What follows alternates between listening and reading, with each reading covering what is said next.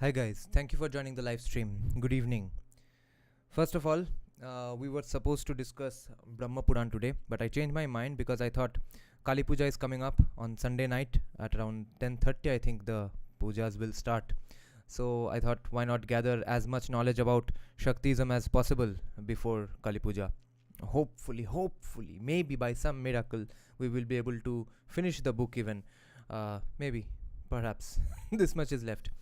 And also, I decided to start rewatching cricket a little bit after India's match from a few days back. So today I watched the entire innings of Australia, and what a day I chose to restart watching cricket. I used to love cricket. I used to play in my school team as well, but I had stopped following cricket because I got busy with music. But I find that whenever I do sit down to watch a little bit of cricket, I end up watching the entire match. It's very addictive. It triggers all my addiction of cricket once again. What a day! What a historical innings I chose to watch. Just on the day I decided to restart watching cricket, man. And also, two other funny things have been happening. Madhya Pradesh seems to be going towards BJP at the end. Some opinion polls came about today. They showed that Mamaji will probably win in Madhya Pradesh, which wasn't looking like a possibility. Now, opinion polls are not, of course, fully believable all the time, and someone might be paying them as well. But the news was shared by that Instagram page called Tatva India, so they are pretty much neutral most of the time. That's why I'm kind of believing it as for now. And also, Sam Bankman-Fried, the guy who had made that FTX thing, his he was the biggest donor of the Democratic Party. He had a mind-boggling, crazy lifestyle, and he was doing all sorts of corrupt, crazy things with his company. He got a massive prison sentence as well. And today only, mysteriously, it's not mysteriously, maybe they had prepared the documentary anyway, regardless of whatever judgment it was going to come. But Bloomberg Originals, from their YouTube channel called Bloomberg Originals, which is their documentary making, documentary production YouTube channel, they just released a documentary on 1.5 hour documentary on that guy, and I was watching it up till now.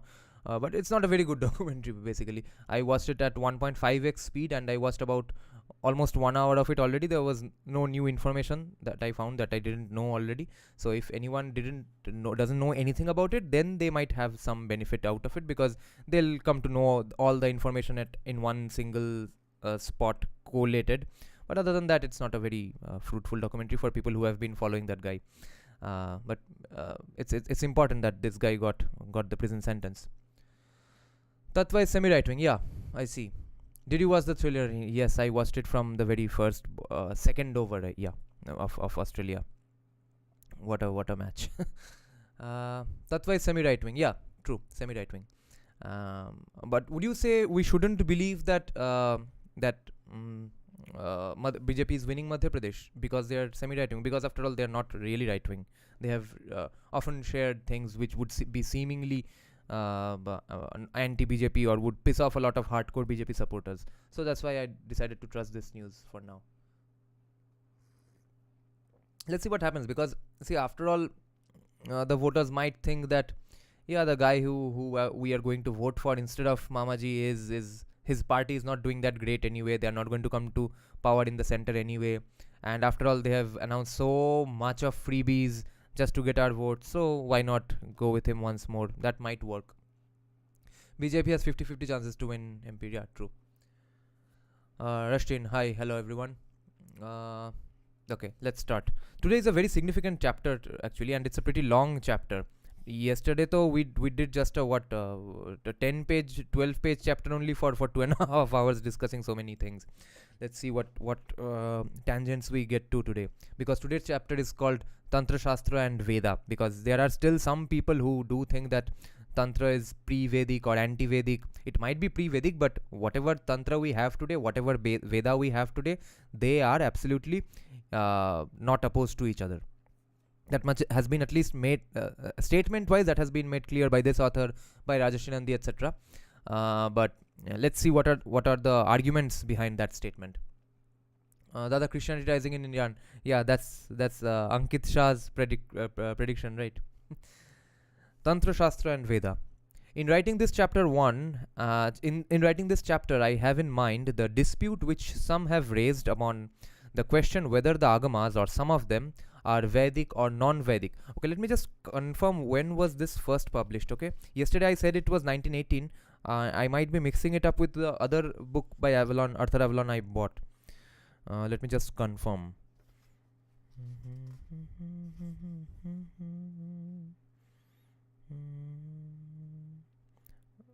The first contains 2 lectures given by me in 1917. Okay, so basically some chapters were some of his lectures, some were essays, all got compiled into a book in 1927. This is the 3rd edition preface. Wait, where's the 1st edition preface? Let's see. 1st edition preface is 1918. Oh, okay, so we were right. I do not here deal with the nature and schools of Tantra or Agama, nor with their historical origin. Something has been said on these points in the introductions to the English translations of Pandit Shivchandra Vidyarnava's book called Tantra Tattva. We will have to read all of these someday. I have also dealt with this subject in the 2 chapters which are called What are the Tantras and their significance and Shakti and Shakta. I wish to avoid repetitions except so far as is absolutely necessary for the elucidation of the particular subject in hand. On the disputed question whether the Agamas are Vedic or non-Vedic, I desire to point out that an answer cannot be given unless we keep apart 2 distinct matters, which are 1. What was the origin of the Agamas and what they are now? I am not here, however, dealing with the first or historical question, but with the second, so far as the Shakta Agama, whether the so far as the Shakta Agama is concerned. Okay, we are discussing just that.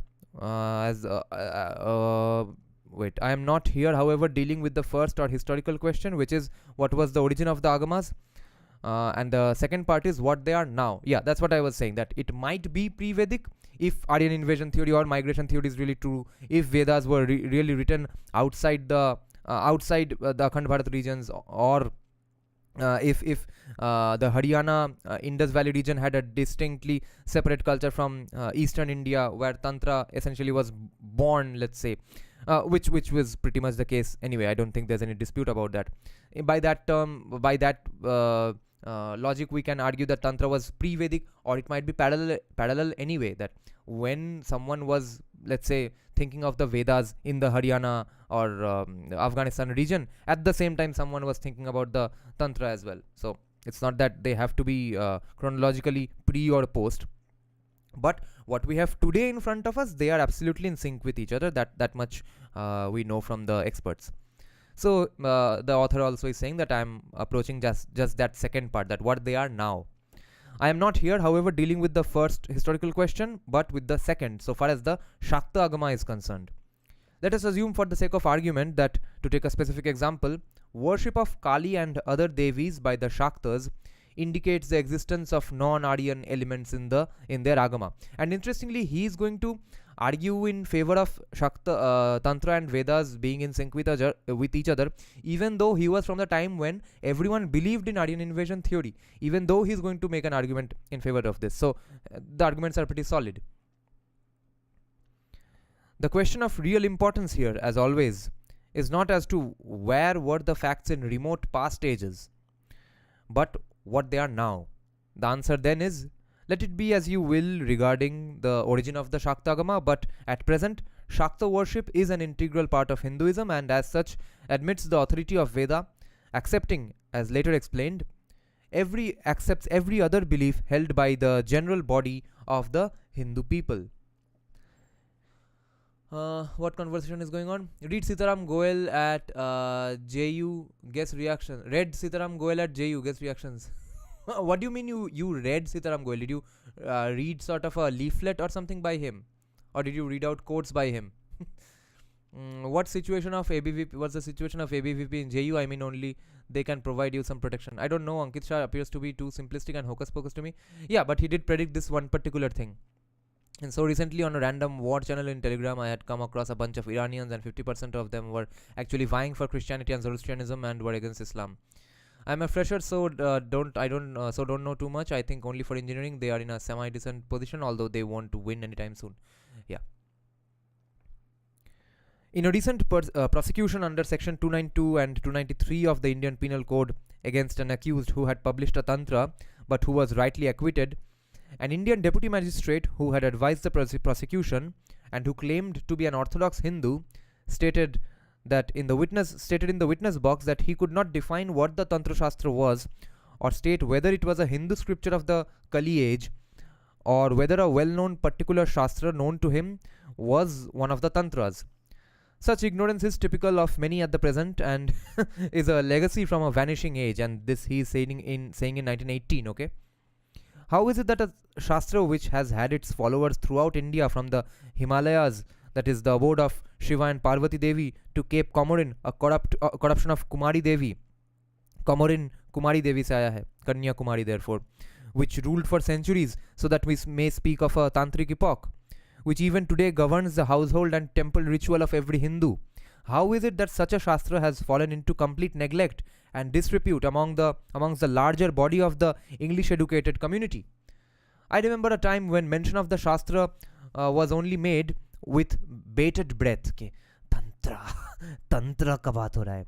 I speak, of course, of the same class, that is the English-speaking community, and when anyone who concerned himself therewith became thereby liable to the charge of giving licentious sway to drink and women. सिर्फ दारू और औरत का बात है तंत्र में. The answer is both a general and particular one. In the first place, the English educated people of this country were formerly almost exclusively, and later to a considerable extent, under the sway of their English educators. This is being written by a British judge of the Calcutta High Court, which was then the capital of the country. So pretty much the judge of the highest court of the land. Under the sway of their English educators. He was the equivalent of Chandrachud basically, CGI Chandrachud. Under the sway of their English educators.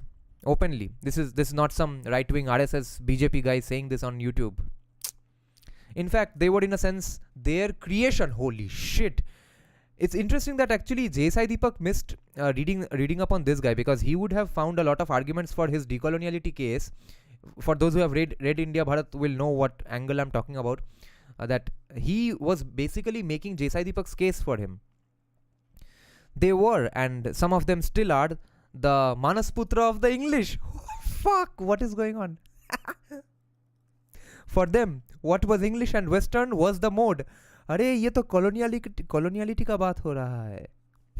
Hindu religion, philosophy and art were only, it was supposed, for the so-called uneducated women and peasants, and for native pundits who, though learned in their futile way, meaning useless way, had not received the illuminating advantages of a Western training. This is being said by the judge of Calcutta High Court, a British judge. Fuck. In my own time, an objection was, I am informed, taken by Indian fellows of the Calcutta University to the appointment of the learned Pandit Chandrakanto Torkalankara to a chair of Indian philosophy on the ground that he was a mere native Pandit. उसको क्या पता है भोसड़ी के. In this case, English fellows and the then Vice Chancellor opposed this absurd and snobbish objection. When the authority... Okay. So who opposed what? Look at this. So Indian fellows, fellow meaning not random fellows, meaning the researchers, Indian fellows of the Calcutta University objected to Chandrakanta Torkalanka getting the chair, becoming the department head of Indian philosophy on the grounds that he was mere a native Pandit. In this case, the British researchers and the Vice Chancellor, the British Vice Chancellor opposed this absurd and snobbish objection. What the fuck? What a missed opportunity. A learned Pandit was going to be the head of the Indian philosophy department in Calcutta University, which was the biggest university back then. This is exactly what we are asking, or even thinking of asking for today. Fuck, why does this book make me shout in the middle of the night? Shit. I have to, of course, take a photo of this and post from my community page later on. What the fuck?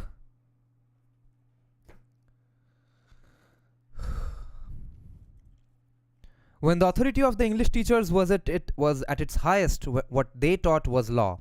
even though their judgments were in respect of Indian subjects of which they had but a scant and imperfect knowledge, it was defective.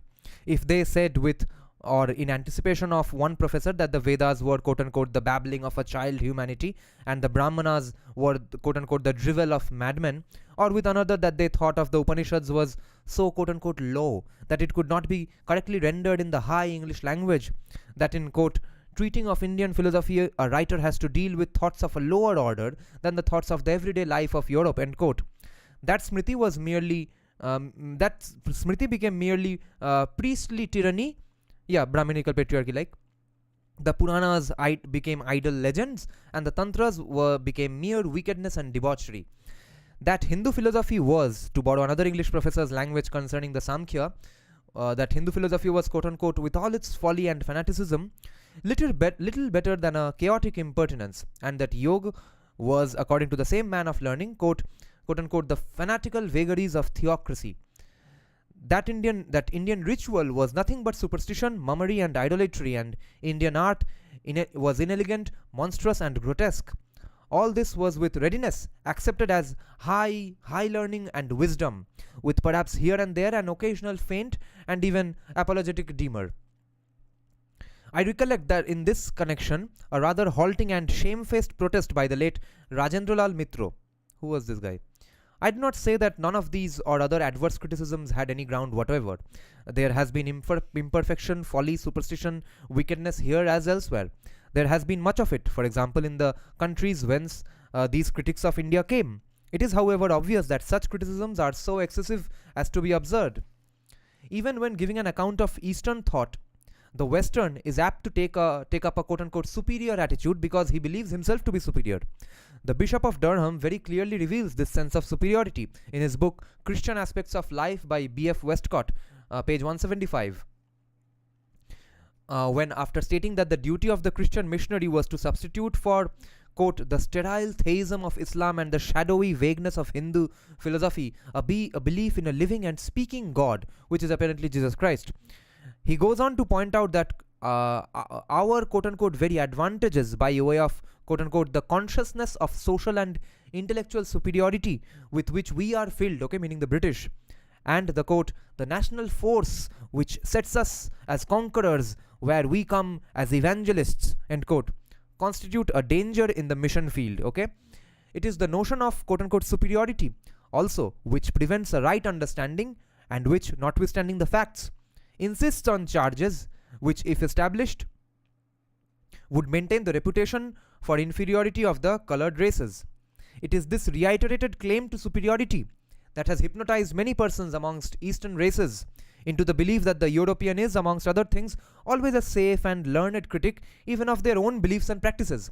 This is exactly what we were discussing while discussing Sati Pratha, that people even in academia who do know that Sati Pratha, whatever Pratha was there, was not really a big deal. It was some here and there, some things happened. Even they don't really make a big fuss out of it, that why are you guys making so much of a big deal about Sati Pratha? Because their default position that they start off with is that Hinduism was bad, it made us a divided society, Brahmins are bad, all our scriptures are bad, it's all superstition and nothing else. That's the default starting position. Then they will formulate or look for arguments, evidences after that default position has been reached a consensus among everyone researching. Raja Ram Mohan Roy was the first to take up the cause of his faith, divorcing it from the superstitious accretions which gather around all religions in the course of the ages. Interesting. The same defense was made in recent times by that man of upstanding courage, Swami Vivekananda. Foreign criticism on Indian religion now tends in some quarters to greater comprehension.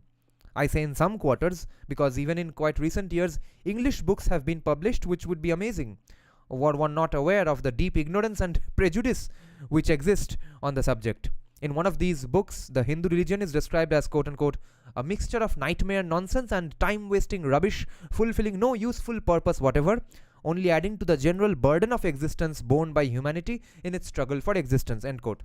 In another, it is said to be, quote, a weltering chaos of terror, darkness and uncertainty, end quote. It is a religion without the apprehension of a moral evolution, without definite commandments. यही तो problem इनका, धर्म ग्रंथ नहीं है, वो एक set list of do's and don'ts का है नहीं है.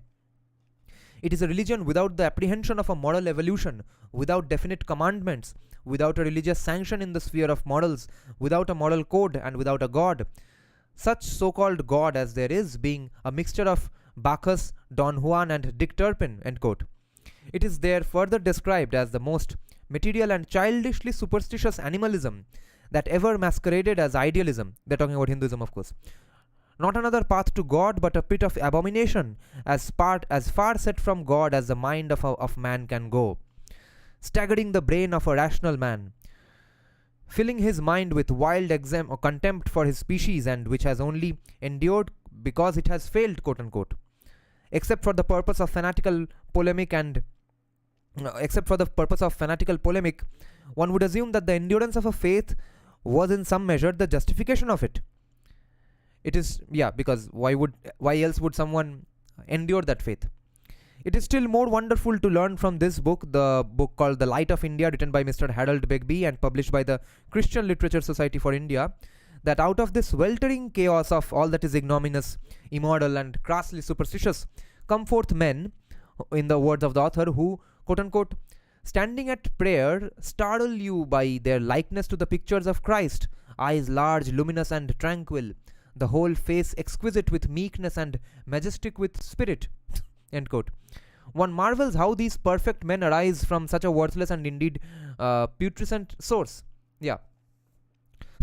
So they're surprised that why are these people who are like the religious leaders, why are they so look so peaceful and so, like, whatever compliments are given, akin to or equivalent to Jesus Christ, even though the religion is so bad, supposedly.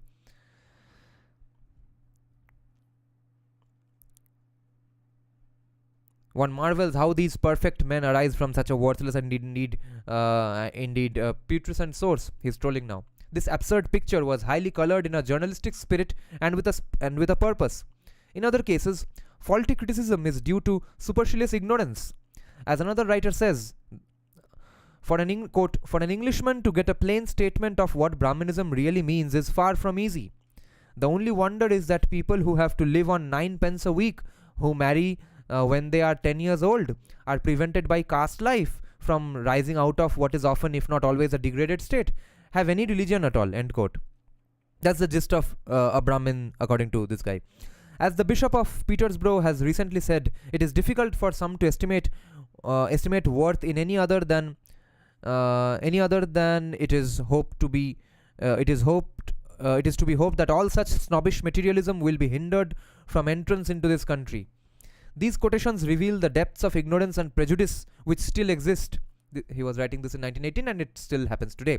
As we are, however, aware, all English criticism is not as ignorant and prejudiced as these, even though it be often marred by essential error. On the contrary, there are an increasing number who appreciate and adopt, or appreciate if they cannot accept, Indian beliefs. Further than this, Eastern thought is having a marked influence on that of the West, though it is not often acknowledged. और ये acknowledgement का ही चक्कर भी हम कल ही discuss कर रहे थे कि वो चक्रास, हीलिंग्स, मैंट्रास सब कुछ हो रहा है एलए में, कैलिफोर्निया में, मगर किसी को पता ही नहीं है कि ये सब हिंदुइज्म का है. Yoga is not Hindu etcetera. Everyone believes in a higher power, higher consciousness, but I don't believe in God, I don't believe in Hinduism, I am not a religious guy etcetera. Many have still the notion that they have nothing to learn in any domain from this hemisphere. After all, what anyone else says should not affect the independence of our own judgment. Let others say what they will. We should ourselves determine matters which concern us.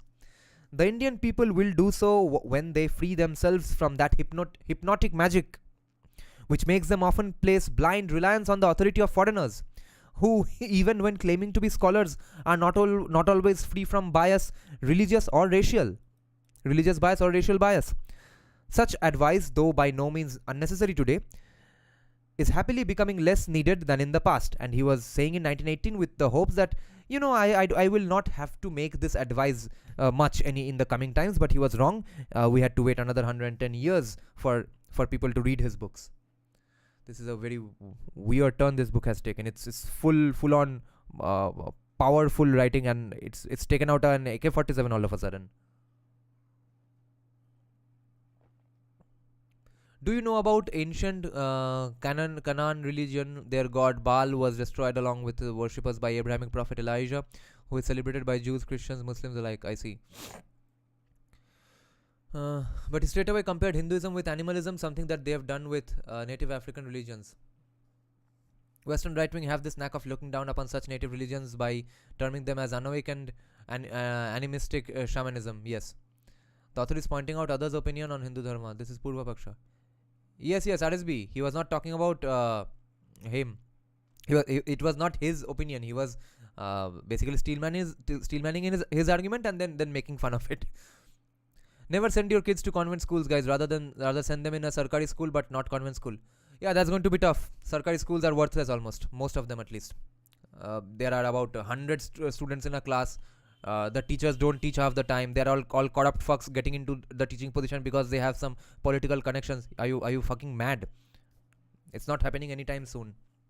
And it's not like convent schools make you westernized, of course, but that can be bypassed by the family very easily, unless you are in a boarding school, of course. But why should you have the need to send your kids to the boarding school anyway? But Virat Kohli also studied in a school called Savior Christian Convent School. Okay, Savior Convent School. I studied in a convent school. Not that I'm making the case that everyone who comes out of a convent is becomes a devout Hindu in any way. But there are still people who do come out of convents who are not jobs. L.K. Advani was the product of a convent school. Even J. Sai Deepak is from a convent school.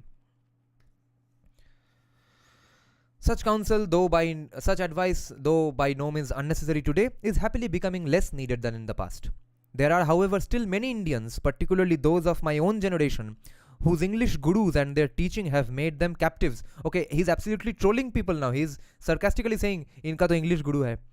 Their mind has been so dominated and molded to a Western manner of thinking, in the ways of philosophical, religious, artistic, social, and political, that they have scarcely any greater capacity to appreciate their own cultural inheritance than their teachers, be that capacity in any particular case more or less.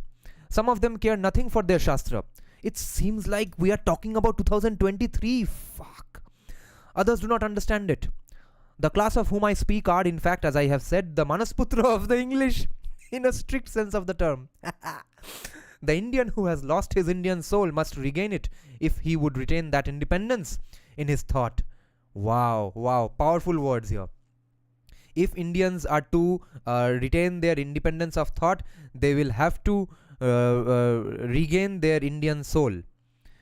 And in the ordering of his life, which is the mark of a man, that is, of one who seeks Swarajya Siddhi. British judge bhai kya bol raha hai? How can an imitator be on the same level as his original? Fuck. Rather, he must sit as a chela at the latter's feet. Arey bhai, ye kya likha hai? How can an imitator be on the same level as his original? Rather, he must sit as a chela at the latter's feet. Whilst we can all learn something from one another, yeah, fair enough, yet some in this land have yet to learn that their cultural inheritance with all its defects, and none is without such defects, is yet a noble one, and equal in rank, to say the least, if not more obviously, with those great past civilizations, equal in rank with those past great civilizations which have molded the life and thought of the West. Okay, West ka thought kahan se aaya hai? Roman Empire se, first and foremost, and some Celtic influences here and there. All this has been admitted by Indians who have discernment.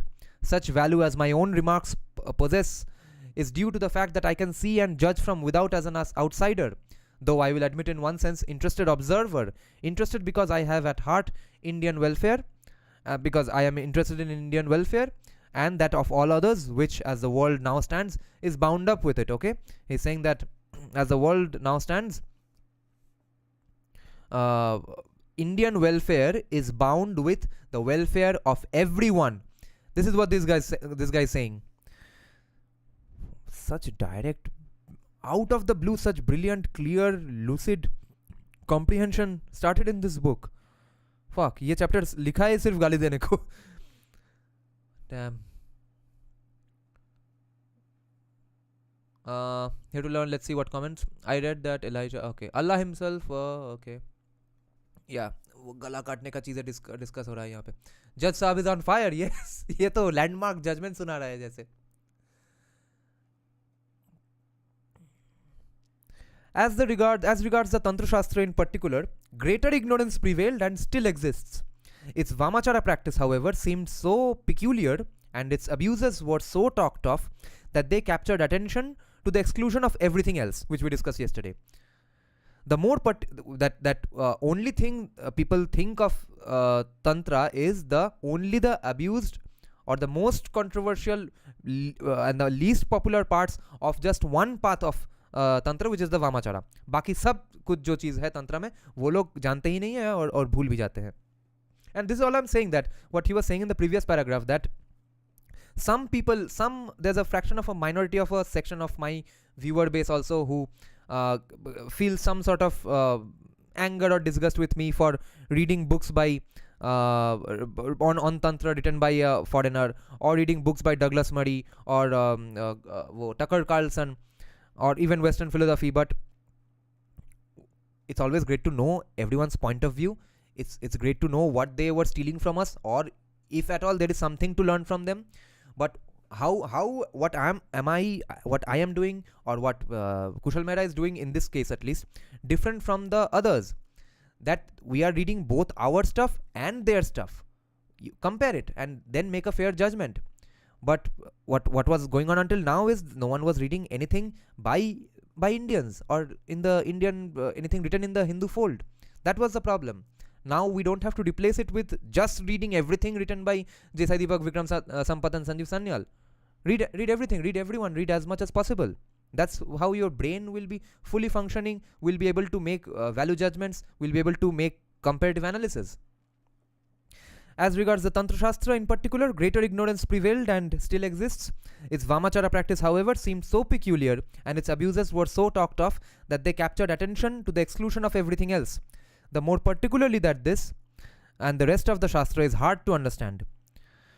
Whilst Shastra provides by its acharas all for all types, from the lowest to the most advanced, its essential concepts, under whatever aspect they are manifested and into whatever pattern they are woven, are, as Professor de la Velle Poussin says of the Buddhist Tantra, they are woven are of a metaphysical and subtle character. Indeed, it is largely because of the subtlety of its principles, together with the difficulties which attend ritual exposition, that the study of the Tantras, notwithstanding the comparative simplicity of their Sanskrit, has been hitherto neglected by Western scholars. Possibly it was thought that the practices mentioned rendered any study of a system in which they occurred unnecessary. There was and still is some ground for the adverse criticism which has been passed on it. Nevertheless, it was not a just appreciation of the Shastra as a whole, nor even an accurate judgment in respect of the particular ritual thus singled out for condemnation. Let those condemn this Shastra who will, that is their affair, but let them first study and understand it. And this was word for word what another Bengali Tantra expert, or probably a Tantric Guru himself, was saying in the first chapter as sort of a testimonial to this book, that all we request as Tantrics is that you learn it, or at least understand it, know what it is about, then accept or reject it. That's forever and after the beauty of Hinduism. They are never, no sampradaya in Hinduism is ever going around telling that bhust kya abhi aana hai tere ko mere sampradaya mein. They're always saying just, yeah, this is what I have. Oh, you like it, understand it, then accept it or reject it. Don't sit there, don't read 4 headlines and then criticize it. But let them first study and understand it. I have dealt with the subject of the Tantras in several papers. It is only necessary here to say that, quote unquote, the Tantra, as it is called, was wrongly considered to be synonymous with the Shakta Tantras. That in respect of the latter, in the Shakta Tantras, the whole attention was given to the Vamachara ritual and to magic or Satkarma. That this ritual, whatever may in truth be said against it, was not understood. That it was completely ignored, that the Tantras contained a remarkable philosophic presentment of religious teaching, profoundly applied in a ritual of psychological worth, and that the Shastras were also a repertory of the alchemy, medicine, law, religion, art, and so forth of their time. It was sufficient to mention the word Tantra, and there was supposed to be the end of the matter. I have often been asked why I had undertaken the study of the Tantra Shastra, and in some English as opposed to continental quarters, it has been suggested that my time and labor might be worthily employed, meaning कुछ और करो, अचानक तंत्र काहे पढ़ रहे हो? One answer is this: following the track of unmeasured abuse, I have always found something good. Okay? If anything that has been abused to a large extent, if you follow along that track, you will always find something. Or at least he has found something good. The present case is no exception. That's an interesting way of looking at it. I protest and have always protested against unjust aspersions upon the civilizations of India and its peoples. If there be what is blameworthy, accuracy requires that criticism should be reduced to its true proportions. Proportional criticism. Having been all my life a student of the world's religions and philosophies, I entered upon a particular study of this Shastra to discover for myself what it taught and whether it was, as represented, a complete reversal of all other Hindu teaching with which I was acquainted, because it was said to be the cultivation or practice of gluttony, lust, malevolence, ferocity, lust and mummery, as Brian Hodgson called it, which I knew the Indian Shastra, like all other religious scriptures of the world, strictly forbids. Because, so he's saying that I had heard that Indian Shastras, like all other religions, forbids these bad behaviors. So why was I being told that only Tantra recommends all these things? I found that the Shastra was of high importance in the history of Indian religion. The Tantra Shastra or Agama is not, as some seem to suppose, a petty Shastra of no account. One and an unimportant sample of the multitudinous manifestations of religion in a country which swarms with every form of religious sect. It is on the contrary with Veda, Smriti and Purana, one of the foremost important Shastras in India, talking about Tantra, governing in various degrees and ways the temple and household ritual of the whole of India today and for centuries past. Those who are so strenuously averse to it, by that very fact, recognize and fear its influence. From a historical point of view alone, it is worthy of study as an important part of Indian culture, whatever be its intrinsic worth. History cannot be written if we exclude from it what we do not personally like. Wow, beautifully said. History cannot be written if we just exclude randomly whatever things we don't like. As Terence grandly said, quote, "We are men and nothing which man has done is alien to us." End quote. There are some things in some of the Tantras and a spirit which they manifest of which their student may not personally approve. Exactly, just like I don't personally approve of Pashubali. But the cause of history is not to be influenced by personal predilections. It is so influenced in fact. There are some who have found in the Shastra a useful weapon of attack against Indian religion and its tendencies. Should one speak of the heights which Indian spiritual experience has reached, one might be told that the infamous depths to which it had descended in Tantra Shastra, the Pushti Marga, the Vaishnava Sahajya, and so forth, were more certainly established. Did one praise the high, so these were all considered bad, okay? Did one praise the high morality to be found in Indian Shastra, it might be admitted that India was not altogether destitute of light of goodness, the quote unquote light of goodness. But it might be asked, what of the darkness of the Tantra? And so on and so forth. Let us then grapple with and not elude the objection. There was, of course, something in all this, but such objectors and others had not the will. Even if they had the capacity to understand, they did not have the will to give a true presentment of the teachings of the Shastra. But the interests in the interests of fairness, we require to do both. That we should have the capacity and the will to study it properly. Over and above the fact that the Shastras is a historical fact, it possesses in some respects an intrinsic value which justifies its study. Intrinsic value, yes, of course. Thus, it is the storehouse of Indian occultism. This occult side of the Tantras is of scientific importance, the more particularly having regard to the present revived interest in occultist study in the West. Quote-unquote new thought, as it is called, and kindred and similar movements are a form of mantra vidya. Vashikaranam is hypnotism or fascination. There is quote-unquote spiritualism and quote-unquote powers in the Tantras and so forth. For myself, however, the philosophical and religious aspect of the scripture is more important. The main question for the generality of men is not powers or siddhi.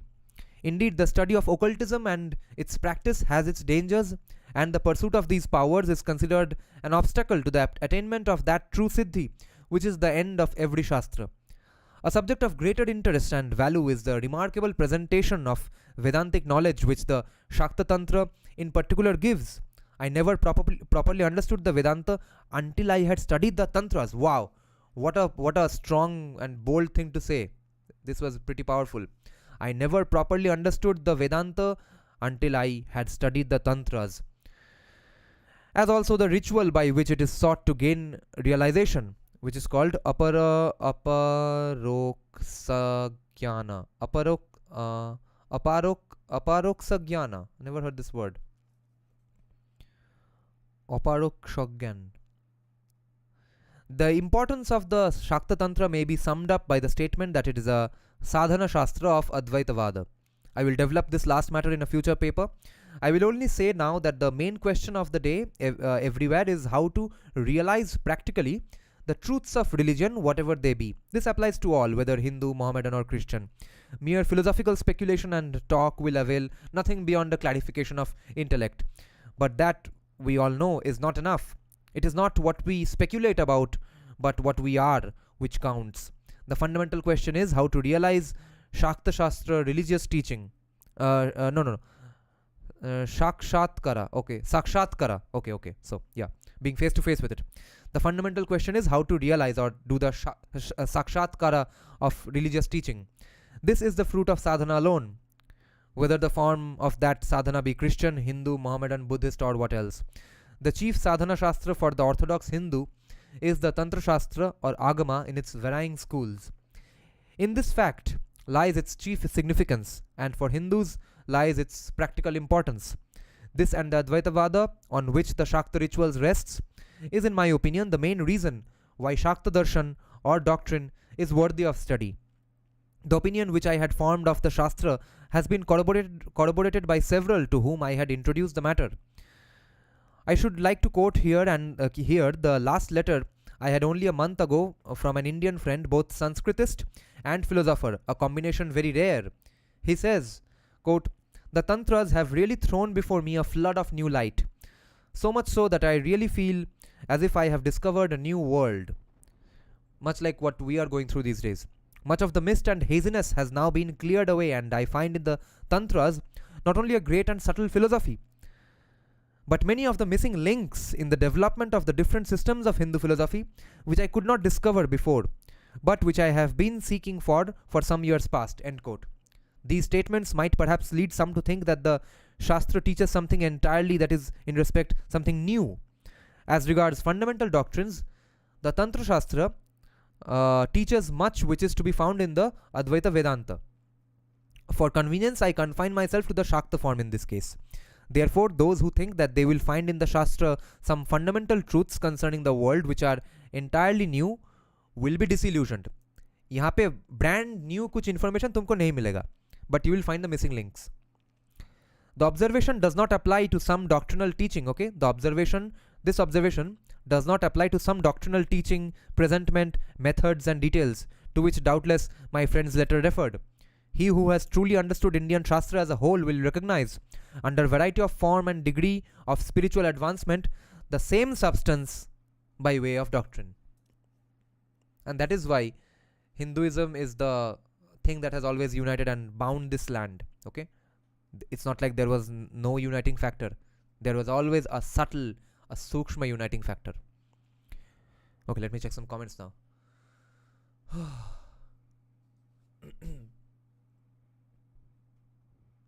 I have heard theories of Sanskrit Isha issue Jesus makes more sense. Adi Shankaracharyaর পুরো একটা বই আছে, অপরোক্ষানুভূতি, অপরোক্ষ.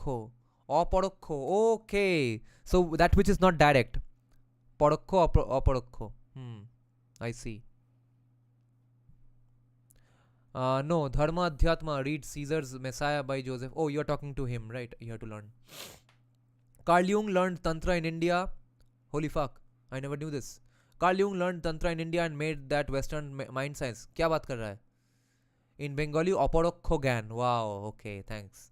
Okay, I'll have to read about Carl Jung's Tantra, if he has he written anything on this, or whether or any diary like entry that he read this. No, I'm not asking for proof. I really want to learn and know what he learned from Tantra.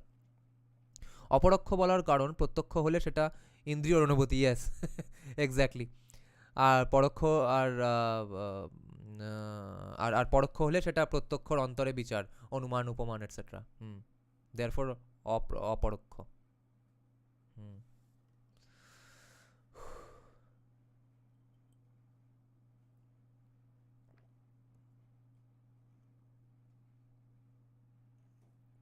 Okay, let's continue. Whilst the Shakta Tantra recognizes with the four Vedas, recognizes along with the four Vedas, what does it recognize? The Agamas and Nigamas. It is now based, as are all other truly Indian Shastras, on Veda. Veda, in the sense of knowledge, is ultimately spiritual experience, namely Chit, which Brahman is, and in the one partless infinite ocean of which the world, as a limited stress in consciousness, arises. So it is said of the Devi in the commentary on Trishati. Vedanta Mahavakya Janya Sakshatkara Rupa Brahma Vidya. She is Brahman knowledge, Brahma Vidya, in the form of direct realization produced by the Vedantic great saying Mahavakya, that is Tattvam Asi, that thou art, you are that. Tattvam Asi. And all similar sayings, Soham, he I am, Brahmasmi, I am Brahman, Aham Brahmasmi, and so forth. In other words, self-knowledge is self-luminous and fundamental and the basis of all other knowledge. Owing to its transcendency, okay, since it's in the realm of transcendence, owing to its transcendency, it is beyond both prover and proof, and hence aparaksha. It is self-realized, Svanubhava. But Shruti is the source from which this knowledge arises, as Shankara says, by removing false notions concerning it, as also to some extent reason may do. It reveals by removing the superincumbent mass of human error.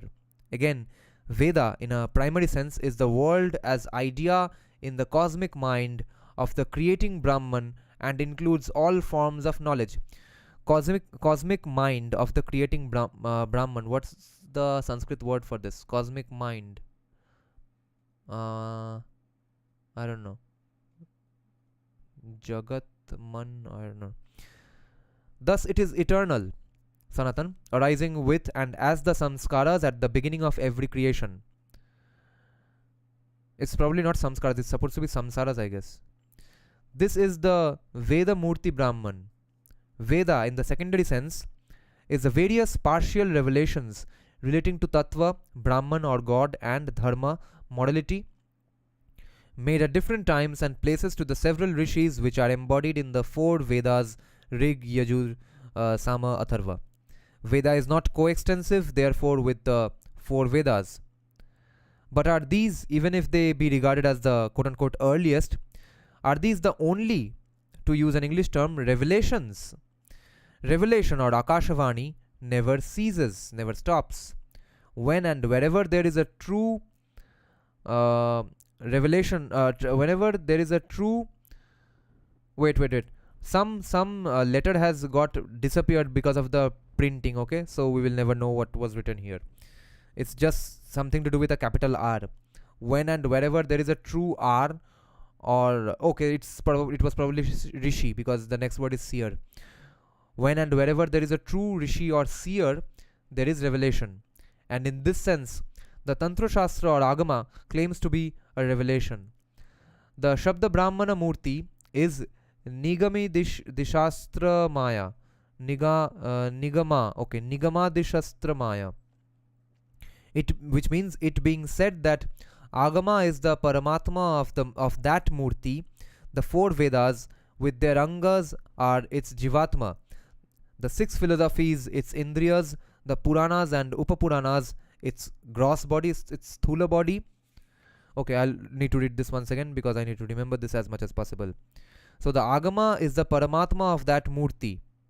The four Vedas with their Angas are its Jivatma. Wow.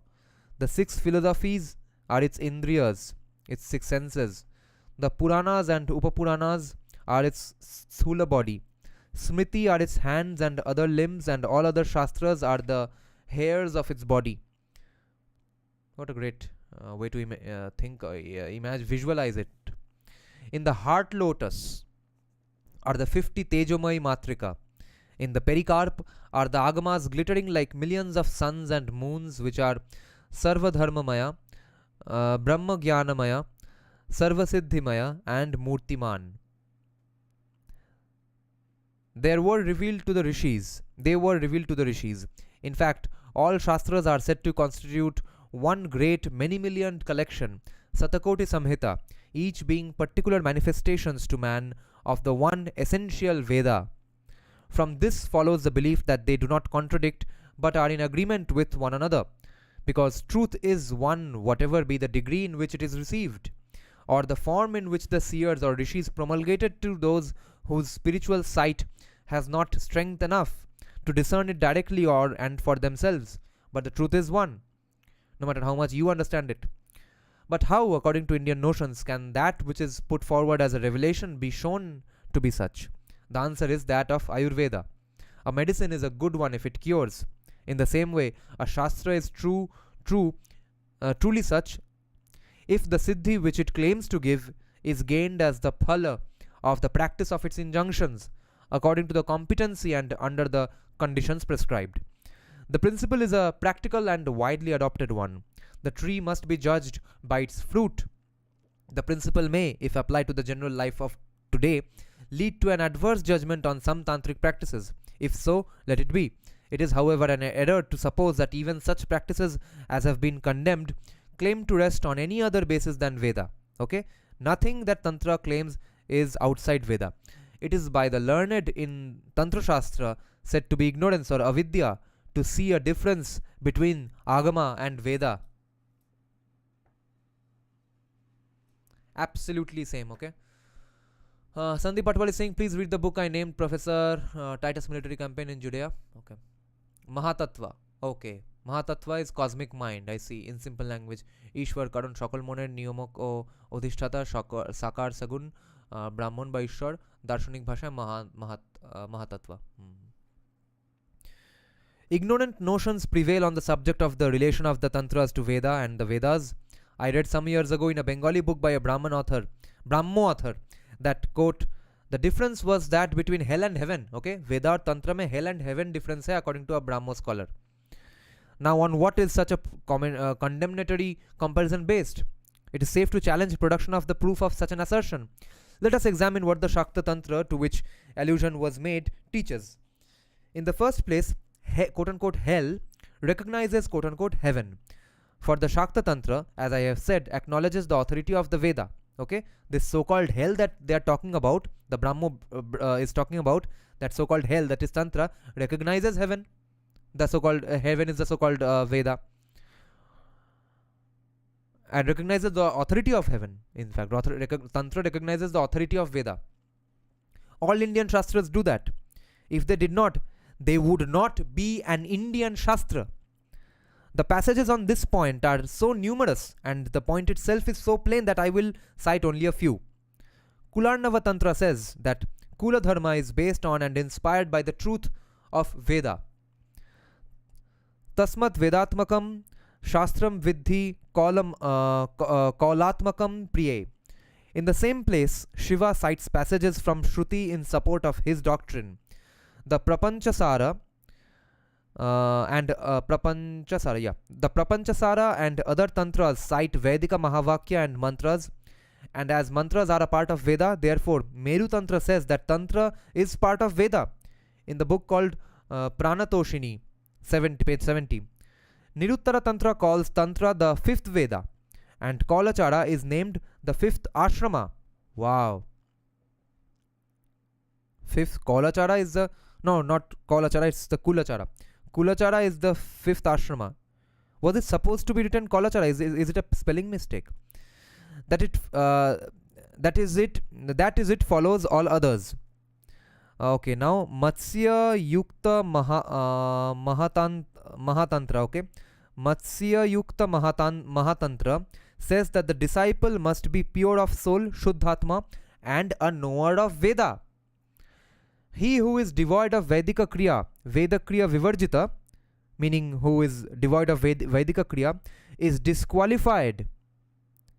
This is mentioned in Maharudra Yamal में mentioned है ये in Khanda 1 chapter 15 पूरा citation दे दिया है, and also in second Khanda chapter 2 of Pranatoshini page 108.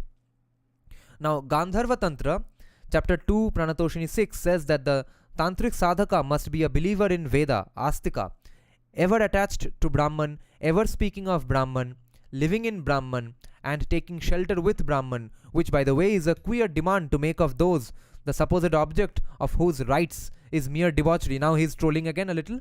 He's saying that agar in sabka rights, RITES rights of the tantrics are so much of debauchery, usko क्यों ये बोला जा रहा है कि they have to take shelter in Brahman, think of Brahman, contemplate on Brahman, live like Brahman, live in Brahman, etc.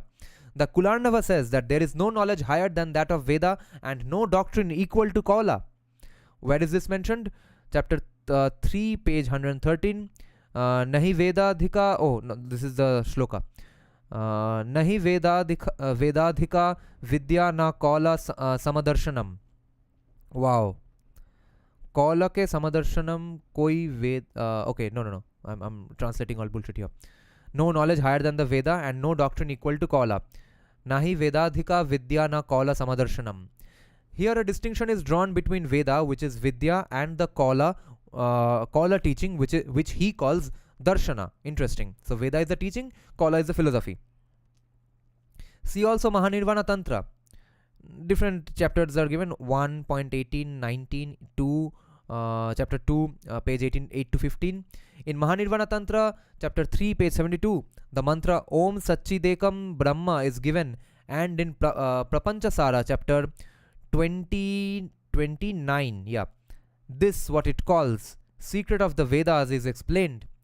That the Shakta Tantra claims to be based on Veda admits of no doubt. In fact, Kulluka Bhatta, the celebrated commentator on Manu, says that Shruti is of two kinds, Vedic and Tantric. But Carl Jung digested Tantra as per Western science and in Christianity too, so he discarded the Paravach notion of our Shastra to fit that in Christianity. He did not accept the highest chakra. I'm not debunking C.K. Raju's work, but I think Joseph Atwell's work is closer to the truth. Atharva Veda also has Abhichar Kriyas, which we loosely call Tantra. I see.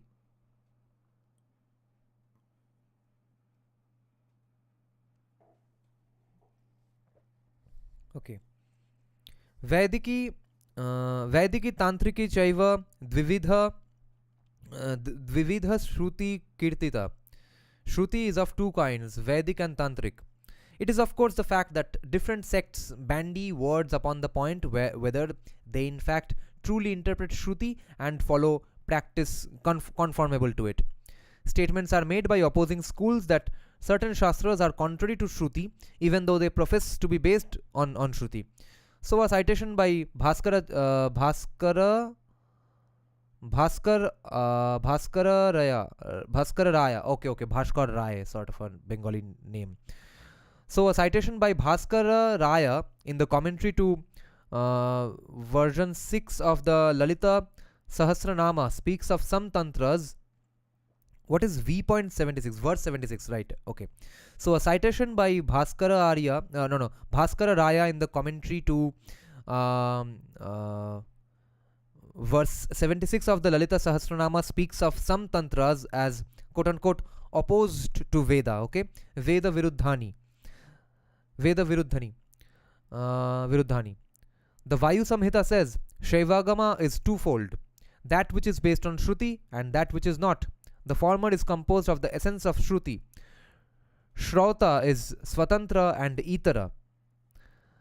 Shaivagamopi Dvividha Shrauto Shrautascha Samsmrita Shruti Saramaya Shrauta Swatantrasta Vitaro Mata. So again, the Bhagavata and Pancharatra Agama has been said to be non-Vedic. This matter has been discussed by Shankaracharya and Ramanuja following Yamunacharya. We must in all cases distinguish between what a school says of itself and what others say of it. Okay, so whatever evidence we are getting of some school of thought, or someone saying that Tantra is opposed to Vedas, it's always one school of thought talking about someone else, whereas every school of thought is saying about themselves that we are absolutely followers of Vedas. So we must not conflate the two. Very, very well said. Very important distinction here. We must in all cases distinguish between what a school says of itself and what others say of it. Because people who are trying to criticize one other school, they were saying that ये तो वेद में विश्वास नहीं करते हैं, but the school themselves were saying that no, we believe in Vedas. In Christianity, both Catholicism and Protestantism claim to be based on the Bible, and each alleges that the other is a wrong interpretation of the Bible. Each again of the numerous Protestant sects inside Protestantism say the same thing of the other schools. But is Shakta Tantra contrary to Veda in fact? Let us shortly survey the main products in its doctrine. It teaches that Paramatma Nirguna Shiva is Satchidananda in Prapanchasara chapter 29 and Kularnava chapter 1 verse 6 to 7. Kularnava says, Shiva is the impartite supreme Brahman, the all-knowing Sarvagnya, creator of all. He is the, it's probably pronounced Sarvagya, Sharboggo, he who knows all. He is the stainless one and the Lord of all. He is one without a second, Advaya, Advaya. He is light itself. He changes not and is without beginning or end. He is attributeless and above the highest. He is Satchidananda. Okay, so I67 and see the Dhyana. Reference citation is that see the Dhyana and Pancha Ratna Stotra in Mahanirvana Tantra chapter 3 page 50 and 59 to 63. And then Brahman is Satchidananda, eternal, which is Nitya, changeless, Nirvikara, partless, Nishkala, untouched by Maya, Nirmala, attributeless, Nirguna, formless, Arupa, imperishable, Akshara, all spreading like peace, Vyoma Sannibha, self-illuminating, Swayam Jyoti, reality, Tattva. Reality is the translation of Tattva here is reality, and which is beyond mind and speech and is to be approached through spiritual feeling alone. Bhavanagamya. Okay, now they were talking about Brahman being Satchidananda. Kularnava 1 6 to 8, this is where it was mentioned, and Mahanirvana chapter 3 also mentions this. Different pages are given. In his aspect as the Lord Ishvara of all, he is the all-knower, Sarvagya, Lord of all, whose body is pure Sattva, Shuddha Sattvamaya, the soul of the universe, Vishwatma. Such definitions simply reaffirm the teaching of Veda. Brahman is that which pervades without limit the universe, as mentioned in Prapanchasara and Mahanirvana Tantra. So, Brahman is that which pervades without limit. Pervades what? Pervades the universe, just like oil pervades the sesamam seed, mentioned in Sharada Tilaka 1 and Shakta Nanda Tarangini 1 and Pranatoshini 13. This Brahman has twofold aspect as Para-Brahman, that is Nirguna and Nishkala. What was the meaning of Nishkala? Wait, let me underline this. Nishkala meant partless, so formless and attributeless and partless. No different parts inside it. It's just one. This Brahman has twofold aspect as Para-Brahman, Nirguna and Nishkala, and Shabda Brahman, Saguna and Sakala. Sammohana, a highly interesting tantra, says chapter 1, Sammohana Tantra, that Kubjika is of twofold aspect, namely Nishkala when she is Chandravaktra, and Sakala when called Paramukhi. So too is Guhya Kali, who as the first is Ekavatra Mahapashupatisi, Advaita Bhavasampanna, and as the second Dasavaktra. So the Kularnava Tantra says, a huge shloka, okay, wait. These have to be broken up if we are supposed to read this in English. So the Kularnava says, Sabda Brahma Parama Brahma Bhedana Brahmano Dvaividyam Uktam. Khanda 5, Ullasa 1. The same Tantra says that Sadashiva is without the bonds of Maya and Jiva is with them. The shloka is Jiva is with them. The shloka is Pashabadho Bhawej Jiva Pashamukta Sadashivahi. Upon which the author of the Pranatoshini, citing this passage, says, thus the identity of Jiva and Shiva is shown. Iti Shiva Jiva Siva Jiva Jiva Yo Reikyam Uktam. Siva Jiva Yo Reikyam Uktam. The Shakta Tantra is thus Advaitavada because it proclaims that Paramatma and Jivatma are one. So it affirms the quote-unquote grand words or Mahavakya of Veda, which is Tat Tvam Asi, Soham, Brahmasmi. As mentioned in Mahanirvana Tantra, Prapanchasara, identifying Ring with Kundali and Hangsa and then with Soham. So identifying Ring with Kundali and Hangsa and then with Soham. Ya Suksham Soham. Gyanarnava Tantra, chapter 21. As to Brahmasmi, see Kularnava, chapter 9, page 32 and 41. Soham Bhavena Pujayet.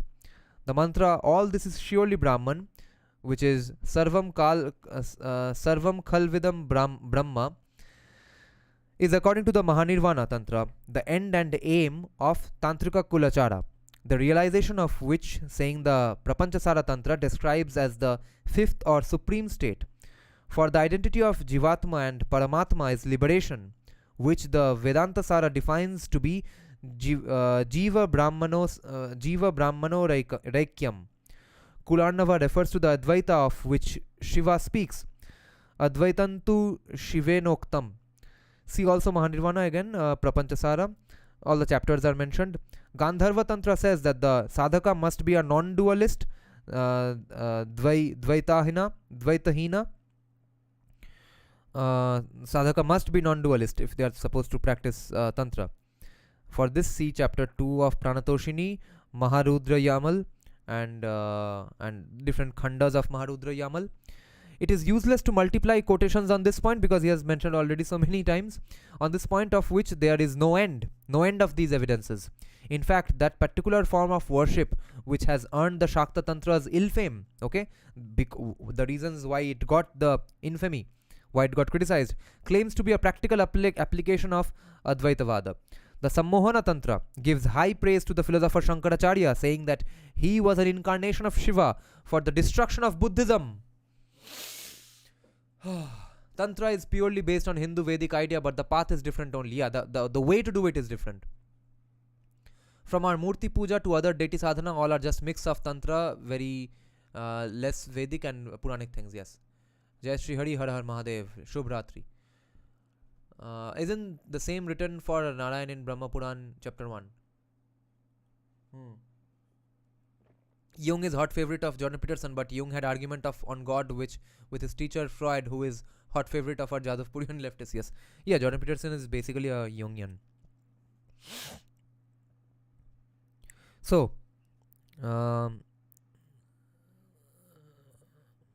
Sammohana Tantra gives high praise to the philosopher Shankaracharya, saying that he was an incarnation of Shiva for the destruction of Buddhism. We will need to mark this controversial book. We will have to read this someday. Kaulacharya is said to properly follow a full knowledge of Vedantic doctrine. Shiva in the Kularnava says, some desire dualism, Dvaita, others desire non-dualism, Advaita, but my truth is beyond Dvaita Vivarjita. My truth is beyond both. Advaita Vedanta is the whole day and life of the Shakta Sadhaka. On waking at dawn, Brahma Muhurta, he sits on his bed and meditates. I am the Devi and none other. I am Brahman who is beyond all grief. I am a form of Satchidananda whose true nature is eternal liberation. This is what he is supposed to meditate on when getting up. Aham Devi na Chanyosmi Brahma Brahmaivaham na shokabhak Satchidanandarupoham Nitya Mukta Sva Bhavavan. Okay, Nitya Mukta Sva Bhavavan. At noon again, seated in Pujasana at a time of Bhuta Shuddhi, he meditates on the dissolution of the tattvas in Paramatma.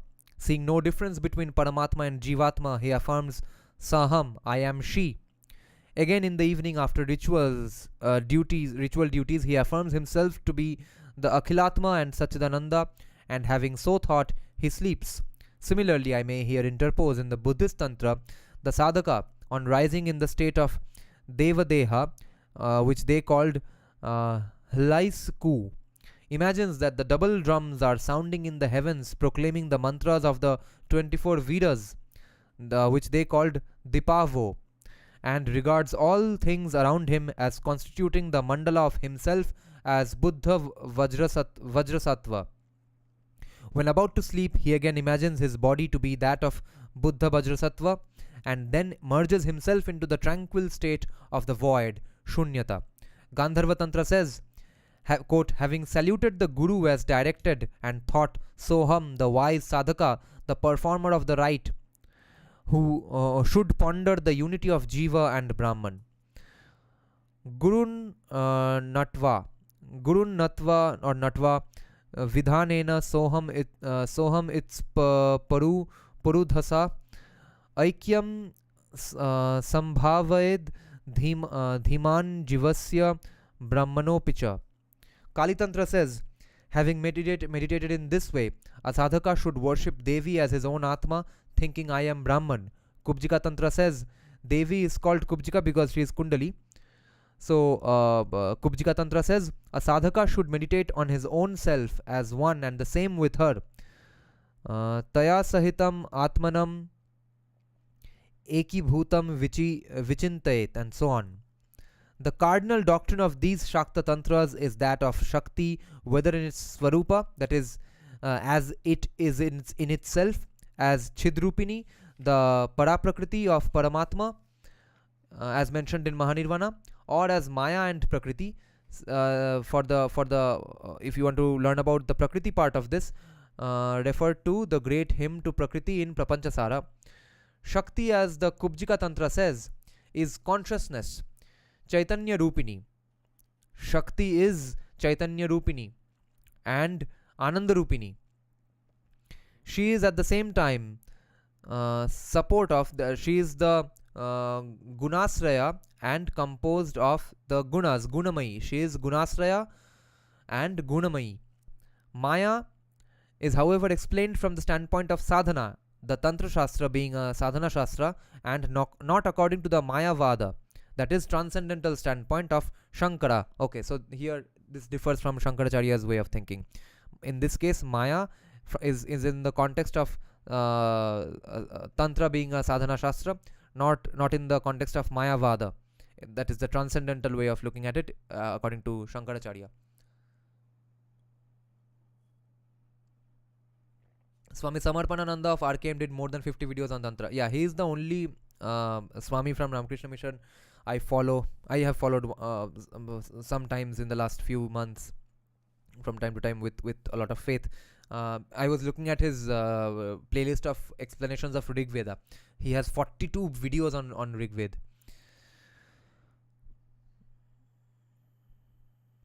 What is there in the great Devi Shukta of the Rig Veda, Mandala 10, Shukta 125, which the Shakta Tantra does not teach?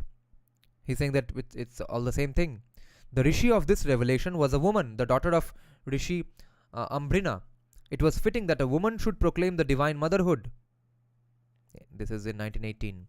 Her hymn says, I am the sovereign queen, the treasury of all treasures, the chief of all objects of worship, whose all-pervading self all devatas manifest. All devatas manifest my all-pervading self, whose birthplace is in the midst of the causal waters. Karan Jala. Causal waters क्या है? Or Karan Nadi or Karan Samudra, whose breathing forth gives form to all created worlds and yet extends beyond them. So vast am I in greatness to all created worlds, whose breathing forth gives form to all created worlds and yet extends beyond them. So vast am I in greatness. The full hymn is translated in the French edition of A&D Arthur Avalon's Hymns to the Goddess, Bossard, Paris. It's also available in Amazon. We will read it someday. It is useless to cite quotations to show that the Shakta Tantra accepts the doctrine of karma, which, as the Kularnava says, Jiva cannot give up until he renounces the fruit of it, an infinite number of universes and their transitoriness, mentioned in Mahanirvana. So give up what? Give up the plurality of worlds, heaven and hell, the seven lokas, the devas and devis, who, as the Kula Chudamani Nigama, following the Devi Shukta, says in chapter 1, they are but parts of the great Shakti. Shakta Nanda Tarangini. Being Advaita Vada, moksha, the state of liberation and so forth, is Paramatma. It accepts Smriti and Puranas, the Mahanirvana and other tantras, saying that they are the governing shastras of the Treta and Dvapara ages respectively. Okay, so Mahanirvana and the other tantras saying that they are governing shastras of the Treta and Dvapar. So Mahanirvana Tantra is for the Treta Yuga and other tantras are for the Dvapara Yuga, as Tantra is that of Kali Yuga. Oh, no. So for Smriti and Puranas. Okay. So it accepts Smriti and Puranas, the Mahanirvana and other tantras, saying that they are the governing shastras of the Treta and Dvapara. So Smritis are for the Treta Yuga, Puranas are for the Dvapara Yuga, and for Kali Yuga we have the Tantra. Nice. That works. That makes sense. They are the governing shastras of the Treta and Dvapara ages respectively, as Tantra is that of the Kali Yuga. So the Tara Pradipa says that in the Kali Yuga, the Tantrika and not the Vedika Dharma is to be followed. It is said that in Satya Yuga, Veda was undivided. In Dvapara Yuga, Krishna Dvaipayana separated it into four parts. In Satya Yuga, Vedika Upasana was Pradhana, that is, prevailed. Sadhakas worshipping Indra for wealth, children and the like, etc.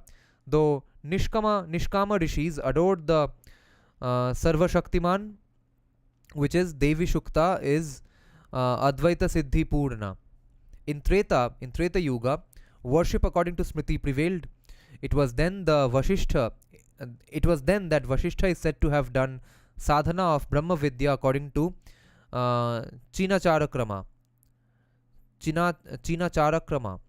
Though in the Dvapara Yuga there was both Smriti and Purana rites were generally performed according to the Puranas.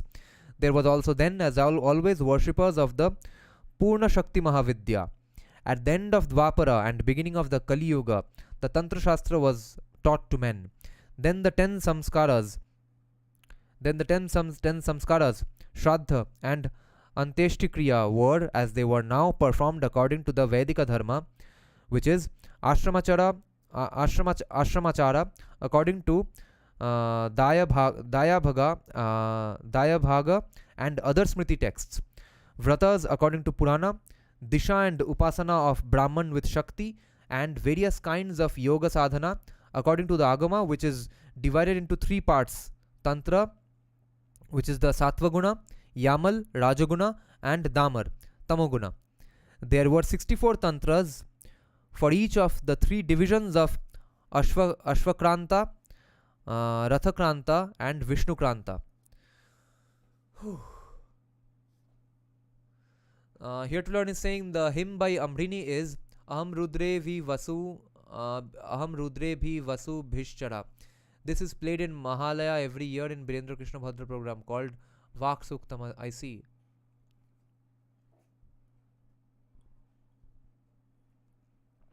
I think Rishi Bonkim conceptualized the Vande Mataram concept, right? Yeah, makes sense.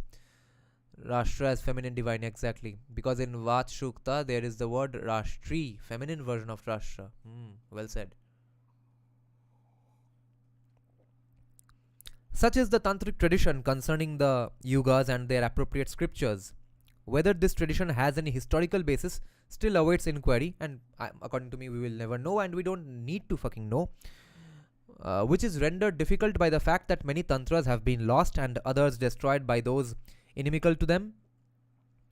Okay, meaning those who hated it destroyed them. It is sufficient for my purpose to merely state that what is the belief, that purpose being to show that the Tantra Shastra recognizes and claims not to be in conflict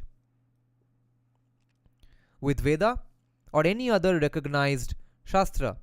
It accepts the 6 philosophies or darshanas which Shiva says are the 6 limbs of Kula and parts of his body, saying that he who severs them severs his limbs, mentioned in Kularnava. The meaning of this is that the 6 philosophies and the 6 minds, as all else, are parts of his body. It accepts the Shabda doctrine of Mimamsa, subject to certain modifications to meet its doctrine of Shakti. It, in common with the Shaiva Tantra, accepts the doctrine of the 36 tattvas and Sadadva,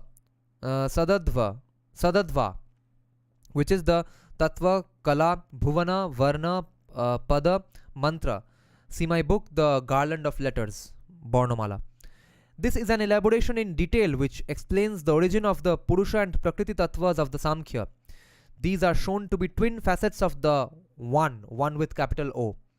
And the quote-unquote development of Shakti into Purusha Prakriti tattva is shown.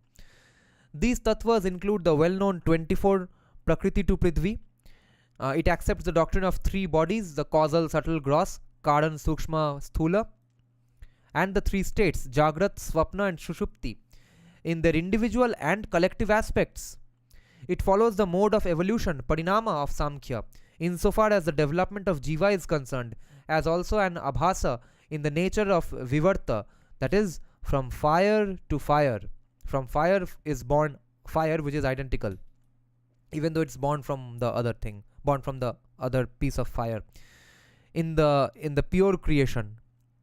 So it follows the mode of evolution or parinama of Samkhya insofar as the development of Jiva is concerned, as also an Abhasa in the nature of Vivarta, from fire to fire in the pure creation.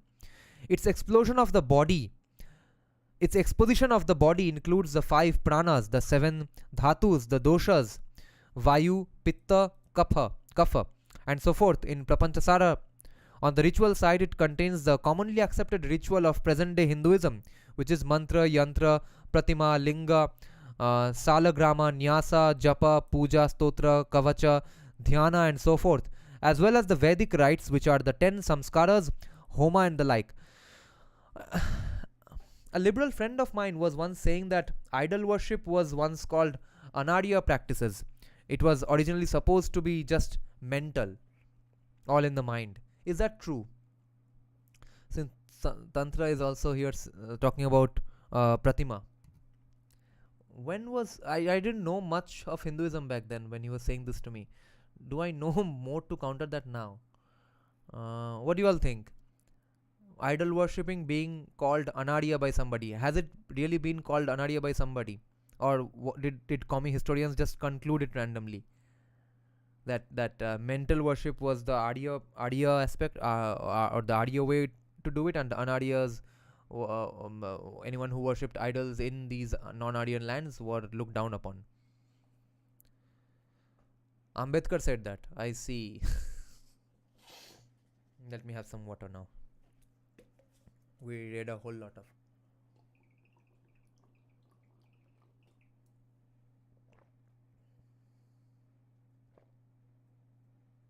What was Ambedkar's evidence? Did he give some citations?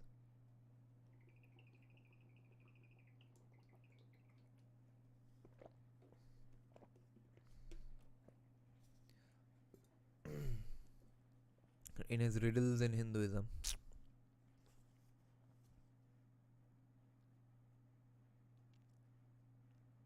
On the ritual side, it contains the commonly accepted ritual of the present day Hinduism, which is mantra, yantra, pratima, linga, shalagrama, nyasa, japa, puja, stotra, kavacha, dhyana, and so forth, as well as the Vedic rites, which are the 10 samskaras, homa, etc.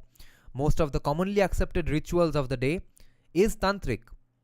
It accepts yoga in all its forms: mantra, hatha, laya, jnana, and is in particular distinguished by its practice of Laya or Kundali Yoga and other Hatha processes. Therefore, not only is the authority of the Veda acknowledged along with the Agamas, Nigamas, and Tantras, but there is not a single doctrine or practice amongst those hitherto mentioned which is either not generally held or which has not an adherence of large numbers of Indian worshippers. It accepts all the notions common to Hinduism as a whole, nor is there a single doctrine previously mentioned which is contrary to Veda, that is on the assumption of the truth of Advaitavada. Because of course it is open to dualists and Vishishtadvaitins to say that its monistic interpretation of Vedanta is not a true exposition of Vedic truth. No Shakta will however say that. Subject to this, I do not know of anything which it omits and should have included or states contrary to the tenor of Vedic doctrine. If there be anything, I shall be obliged as a student of Shastra to anyone who will call my attention to it. So he's saying that if you all know of any such mistakes I'm making, let me know. The Shastra has not, therefore, up to this point, shown itself as a quote-unquote hell, as the Brahmo guide said it, in opposition to the Vedic heaven, quote-unquote heaven. But it may be said that I have omitted the main thing which gives it its bad and quote-unquote un-Vedic character, namely the ill-famed Panchatattva, or worship with meat, wine, fish, grain, and woman. Now let's get into it. The most controversial claims. I have also omitted the magic to be found in some of the Shastras. The latter may be first shortly dealt with. Magic is not peculiar to the Tantras. It is said to be found in plenty in the Atharva Veda. In fact, the definition of abhichara is, quote, the karma described in the Tantras and Atharva Veda. Abhichara is magical process with intent to destroy or injure. It is himsa karma, or act injurious to others. Hingsha karma. There is nothing anti-Vedic than in magic. I may, however, here also point out that there is nothing wrong in magic, satkarma per se. As with so many other things, it is the use or abuse of it which makes it right or wrong. If a man kills by marana karma, a rival in his business, to get rid of competition and to succeed to his client's custom, he commits a very grave sin, one of the most grievous of sins. Suppose, however, that a man saw a tiger stalking a child, or a dacoit about to slay it for its golden ornament. His killing of the tiger or dacoit, if necessary for the safety of the child, would be a justifiable act. Magic is, however, likely to be abused, and has in fact been abused by some of the tantrics. I think this is the most serious charge established against them, because evil magic which proceeds from malevolence is a greater crime than any abuse of natural appetite. But in this, as in other matters, we must distinguish between what the Shastra says and the practices of its followers. We must distinguish between these two. What was the Shastra saying, and what did the practices of its followers do? The injunction laid upon the sadhaka is that he, quote, should do good to other beings as if they were his own self, end quote. Atmavat sarva bhutebhyo hitam kuryat kuleshwari. This is mentioned in Kularnava Tantra. In Kularnava Samhita, a different and far inferior work to the Tantra of that name, Shiva recites some horrible rites with the flesh of rat and bat, with the soiled linen of the Chandala women, with the shroud of a corpse, and so forth. And then he says, my heart trembles, Hridayam kampate mama, my limbs tremble, Gatrani mama kampante, my mouth is dry, O Parvati, Mukham sushyate Parvati, O gentle one, my mind is all disturbed, Kshobho me jayate bhadre. What more shall I say? Conceal it. Na vaktavyam. Conceal it. He then says, in the Kali Yuga, sadhakas are generally greedy of money. Having done greatly sinful acts, they destroy living beings. For them there is neither Guru nor Rudra, nor thee nor Sadhika. My dear life, they are ready to do acts for the destruction of men. Therefore it is wrong to reveal these matters, O Devi. I have told thee out of affection for thee, being greatly pleased by thy kisses and embrace, but it should be as carefully concealed by you as your own secret body, O Parvati. All this is greatly sinful and a very bad yoga. This is what the shlok is. महापात महापात महापातकयुक्तं तत् कुयोगोयम udahृता. Now the entire quote, okay, I'm going to make an attempt to read this entire gigantic Sanskrit shloka, okay. Kali Kale Sadha, because it will help me conceptualize Sanskrit better if I read these Sanskrit texts, because we just read the translation first. Kali Kale Sadhakatsu Prayaso Dhana Lolupa. Yes. Mahakrityam Vidhaiva Praninam Badha Bhagina na gurur napi rudro va naiva tvam naiva sadhika mahaprani vinasaya samartha pranavallabhe etat prakashanam devi doshaya parikalpyate snehena tava devesi chumbana linga naistatha santusyaiva Maya Devi Sarvam Etat Prakashitam Tvaya Gopyam Prayatnena Svayo Niriva Parvati Mahapataka Yuktam Tat Kuyogoyam Udahita. None of these things, quote, none of these things, the translation, none of these things are ever to be done by you, O the daughter of the mountain. Sarvata naiva kartavyastvaya sarvatha naiva kartavyastvaya parvatanandini. Whoever does so incurs the sin of destroying me. I destroy all such, as does fire. I destroy all such dry grass. Of a surety, such people incur the sin of slaying a Brahmana. All such incurred the sin of slaying a Brahmana. Sarvatha naiva kartavya stvaya parvatanandini badha bhak mama deveshi krityamimam samacharet tasya sarvam haramyasu vanni shushkatrinam yatha avyartham brahmahatyancha savindati. When therefore we condemn the sin of evil magic, it is necessary to remember both such teaching as it contained in this quotation and the practice of those good life who follow the Shastra. To do so is to be both fair and accurate.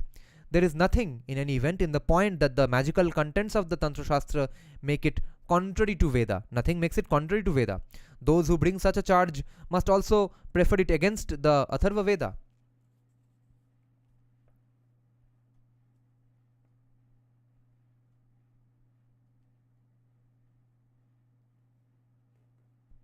But also this quote, that should do good to others, other beings as if they were his own. This is kind of a Christian quote. This is sort of a biblical quote, isn't it? I wonder who got it from whom, or was it just a quotation that do unto others as you would do to yourself, or something like that. There's a quote that this is word for word a similar sentence, a translation.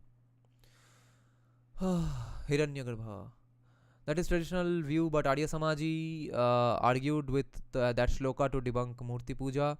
That is why I said Zakir's thesis is part of Arya Samaji things. Zakir himself accepted that. But Tarana Tantric's Kal Bhairav episode frustrated me because the Kal Bhairav is the story. In the story is nowhere near any description of the real Kal Bhairav idea. Who wrote Tarana Tantric? Oh, it's not Satyajit Ray, right? One other guy. I keep confusing him with who was that famous character of Satyajit Ray? Tarini Khuro. Yeah. Vibhuti Bhushan. Okay. I think both Vibhuti Bhushan and his son Tarashankar Bandyopadhyay knew Tantra in its deepest level, so both of them wrote on that quite fantastically. Tarashankar Bandyopadhyay was great friends with Sitaram Goel. Do you all know that? He has mentioned in How I Became a Hindu. Oh, Tarashankar. Interesting.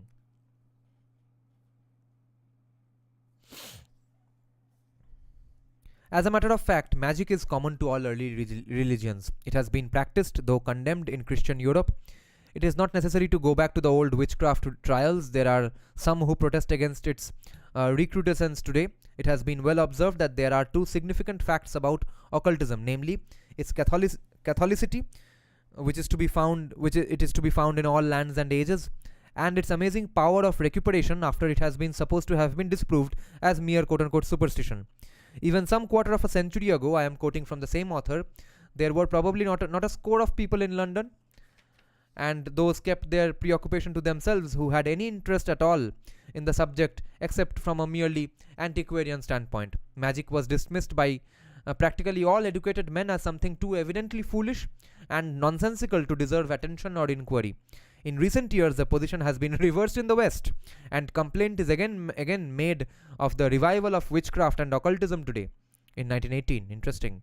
The reason of this is that modern scientific investigation has established the objectivity of some leading phenomena of occultism.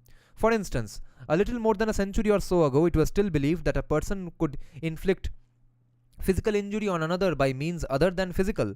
And this is what is to be found in that portion of the Tantra Shastras which deal with the Satkarma. Witches confessed to having committed this crime and were punished thereof. At a later date, the witchcraft trials were held to be evidence of the superstition both of the accused and the accusers. Yes, if you don't believe in magic, why are you even burning the witches?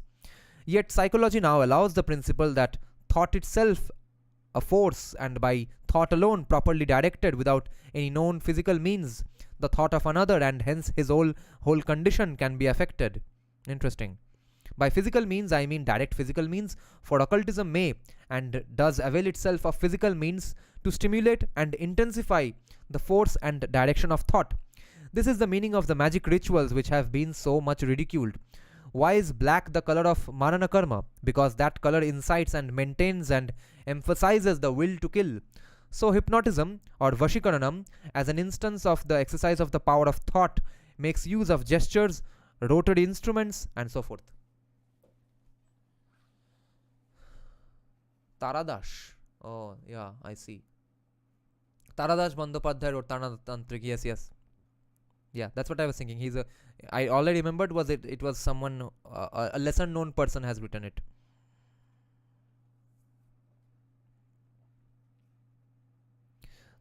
How long is this chapter?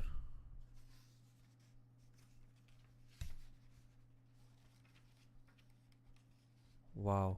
a lot is left. Oh, all that is mainly citations here on. Okay, cool. Oh, this is entirely citation and some notes. Okay, just mainly 2-3 pages left. The magician, having a firm faith in his or her power, or for faith in occultism as in religion, is essential. That magician surrounds himself with every incentive to concentrated, prolonged, and in malevolent magic requires malevolent thought.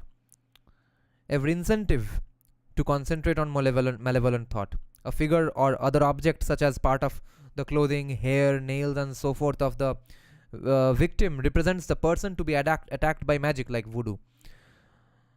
This serves as the quote-unquote immediate object on which the magical thought is expanded.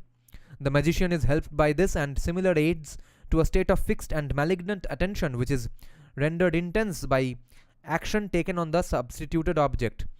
It is not, of course, the injuries done to this object which are the direct cause of injury to the person attacked, but the thought of the magician, of which these injuries are a materialization. There is thus present the circumstances which a modern psychologist would demand for success in a telepathic experiment. As the witchcraft trials show, the victim is first affected in thought and then in body by the malignant thought thus focused upon him. Sometimes no apparent means are employed, as in a case reported to me by a friend of mine as occurring in a Bombay hotel when a man well known in India for his quote-unquote powers or siddhis drove away, by the powers of his thought only, drove away a party of persons sitting at a neighboring table whose presence was greatly distasteful to one of his companions. This, if the effect of magical power was an instance of what the Tantras call if the effect of magical power was an instance of what the Tantras call Uchchatana. In all cases, the general principle is the same, namely the setting in motion and direction of the powerful thought by appropriate means. This is the view of those who give what may be called a psychological explanation of these phenomena. These would hold that the magical symbolisms are without inherent force but work according to race and individual characteristics on the mind which does the rest. Others believe that there is an inherent power in symbolism itself, that the symbol, quote unquote symbol, such is not merely a symbol but an actual expression of and instrument by which certain occult laws are brought into play. In other words, the power of quote unquote symbolism derives not merely from the fact which it may have on particular minds likely to be affected by it, but from itself as a law external to human thought. Some again, and Indian magicians among others, believe in the presence and aid of discarnate personalities, such as the unclean pishachas given in the carrying out of occult operations.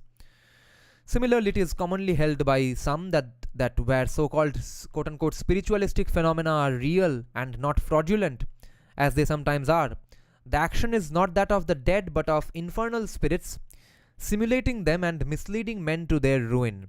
Occultism in the sense of a belief in and claim to be able to use belief in a certain range of forces, which may be called preternatural, has the adherence not only of savage and barbarous people who always believe in it, but also of an increasing number of quote-unquote civilized Londoners, Berliners, Americans, Parisians, and other Western peoples. They differ in all else, but they are united in this. Even what most would regard as downright superstition still abundantly flourishes in the West. Witness the hundreds of thousands of quote-unquote touchwood figures and the like and etc. sent to the troops in the recent war. The horror of sitting 13 to a table, the unlucky 13 idea, and so on. In fact, from the earliest ages, magic has gone hand in hand with religion, and if for short periods the former has been thought to be dead, it always rises again. Is this, as some say, the mark of the inherent silly credulity of mankind, or does the fact show that there is something in the claims which occultism has made in all ages? I do not speak of the English educated community which shares in the rise and fall of English opinion, but India has always believed in occultism, and some of the Tantra Shastras are repertoires of its ritual. Magic and superstition proper exists in this country but are also to be found in the West. The same remark applies to every depreciatory criticism passed upon the Indian people. Some have thought that occultism in the sign both of savagery and barbarism on the one hand and of decadent civilization on the other.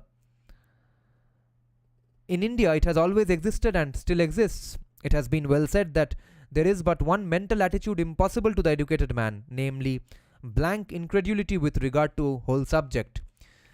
There has been and is a change of attitude due to an increase of psychological knowledge and scientific investigation into objective facts. Certain reconciliations have been suggested, bringing together the ancient beliefs which sometimes exist in crude and ignorant forms. Those reconciliations may be regarded as insufficiently borne out by the evidence. On the other hand, a proposed reconciliation may be accepted as one that on the whole seems to meet the claims made by the occultist on one side and the scientific psychologist on the other. But in the present state of knowledge, it is no longer possible to reject both claims as evidently absurd. Men of approved scientific position have, notwithstanding the ridicule and scientific bigotry to which they have been exposed, men of approved scientific position have considered the facts to be worthy of their investigation. And on the psychological side, successive and continuous discoveries are being made which corroborate ancient beliefs in substance, though they are not always in consonance with the mode in which those beliefs were expressed. We must face the fact that with religion, occultism is in some form or another a widely diffused belief of humanity. All, however, will be agreed in concluding or having a consensus that malevolent magic is a great sin. In leaving the subject of magic, I may here add that modern psychology and its data afford remarkable corroboration of some other Indian beliefs, such as that thought is a force and that its operation is in a field of consciousness which is wider than that of which the mind is ordinarily aware. We may note also the aid which is derived from the establishment of dual and multiple personalities in understanding how it may be possible that in one unity there may be yet varying aspects. The second charge is the alleged Avaidic character of the secret Panchatattva sadhana with wine, flesh, and women is alleged immorality of principle and the evil lives of those who practice it. I am not in the present paper dealing in full with the subject, not that I intend by any means to shirk it. I'm not running away from this idea, but it is more appropriately the subject of consideration in future chapters on the subject of Shakta Tantric sadhana of which it forms a part. What I wish to say now is only this. We must distinguish in the first place between a principle and its application. A principle may be perfectly right and sound, and yet a supposed application may not be an application in fact, or if there be an application, the latter may violate some other moral or physical law, or be dangerous and inexpedient, as leading to abuse. I will show later that the principle involved in one which is claimed to be in conformity with Vedic truth and to be in fact recognized in varying forms by all classes of Hindus. Some do so dualistically. The sadhana of Shakta Tantra is, whether right or wrong, an application of the principles of Advaita Vada, and in its full form should not, it is said, should not be entered upon until after Vedantic principles have been mastered. For this reason, Kala Dharma has been called the fifth ashrama. Secondly, I wish to point out that this ritual with wine and meat is not, as some suppose, a new thing, something introduced by the Shakta Tantric. It's not that. That is not the case. On the contrary, it is very old and has sanction in Vedic practice, as will appear from the authorities cited in the appendix to this chapter. Interesting. So much is this so that a tantric sadhu discussing the matter with a Bengali friend of mine said of himself, as a follower of this ritual, that he was a Hindu and that those who were opposed to it were Jains. What he meant, and what seems to be the fact, is that the present day general prohibition against the use of wine and the generally let me underline this. This seems to be interesting. The present day general prohibition against the use of wine and the generally prevalent avoidance or limitation of an animal diet are due to the influence of Jainism and Buddhism, which arose after and in opposition to Vedic usage. Their influence is most marked, of course, in Vaishnavism, but has not been without effect elsewhere. And coincidentally, I'm from a Vaishnav family, and I hate animal murder for useless purposes, of course. That is not for survival. I am in favor of hunting. When we examine ancient Vedic usage, we find that meat, fish, and mudra, the latter in the form of purodasa, were consumed, and intoxicating liquor in the form of soma was drunk in the Vedic yagyas. We also discover some Vedic rites in which there was maithuna. This I have dealt with in my article on Shakti and Shakta. একজন ব্রাহ্মণ কেনই বা একজন ব্রাহ্মণকে মারতে যাবে? ব্রহ্মহত্যা পাপ নিতে যাবে. Son of Wanda of Marvel is named Wiccan. The above mentioned facts show, in my opinion, that there is ground for the doctrine of the Tantrikas that it is a mark of ignorance or avidya to sever, to distance Veda and Tantra, to cut off Veda and Tantra. My conclusion is not, however, an advice to follow this or any other particular form of ritual. I am only concerned to state the facts. I may, however, here add two observations. From an outside point of view, because I do not here deal with the subject otherwise, we must consider the age in which a particular Shastra was produced and consequently the conditions of the time, the then state of society, its moral and spiritual development, and so forth. To understand some rites in the past history of this and other countries, one must seek, in place of surface explanations, one must seek their occult significance in the history of the human race, and the mind must cast itself back into the ages whence it has emerged by the help of those traces it still bears, okay, whatever traces remain today, in the depths of its being, of that which outwardly expressed itself in ancient custom.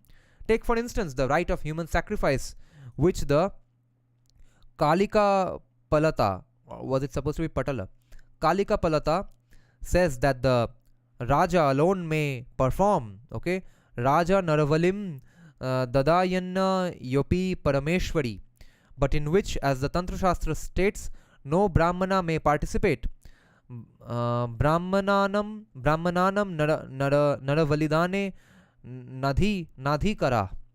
Such an animal sacrifice is not peculiarly tantric. but an instance of the survival of a rite widely spread in the ancient world, older than the day when Jehovah bade Abraham sacrifice his son, and that on which Sunassepa, mentioned in Aitareya Brahmana 7 and page 3, like Isaac, was released. Reference, it is true, is made to this sacrifice in the Shastras, but save as some rare exception, I myself judged a case in court some years ago, it does not exist today, and the vast mass of men do not wish to see it revived. The chakra ritual, similarly, is either disappearing or becoming in spirit transformed where there had been abuse. Yeah, because Hinduism is always uh, doing whatever seems to be necessary to keep it up. Later philosophization, apologetics always goes on in Hinduism. Whatever a society reaches, when a society reaches that a consensus about this being a flaw, definitely, then they philosophize it in a different way. What is of primary value in the Tantra Shastra are certain principles with which I have dealt elsewhere and with which I deal again in part in this and the following lectures. The application of these principles in ritual is a question of form. All form is a passing thing. In the shape of ritual, its validity is limited to place and time. Sthana Kala Patra.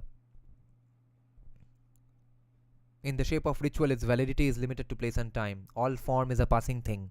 And so limited, it will continue so long as it serves a useful purpose and meets the needs of the age and the degree of its spiritual advancement, or that of any particular body of men who practice it. Otherwise it will disappear, whilst the foundations of Vedanta on which it rests may remain.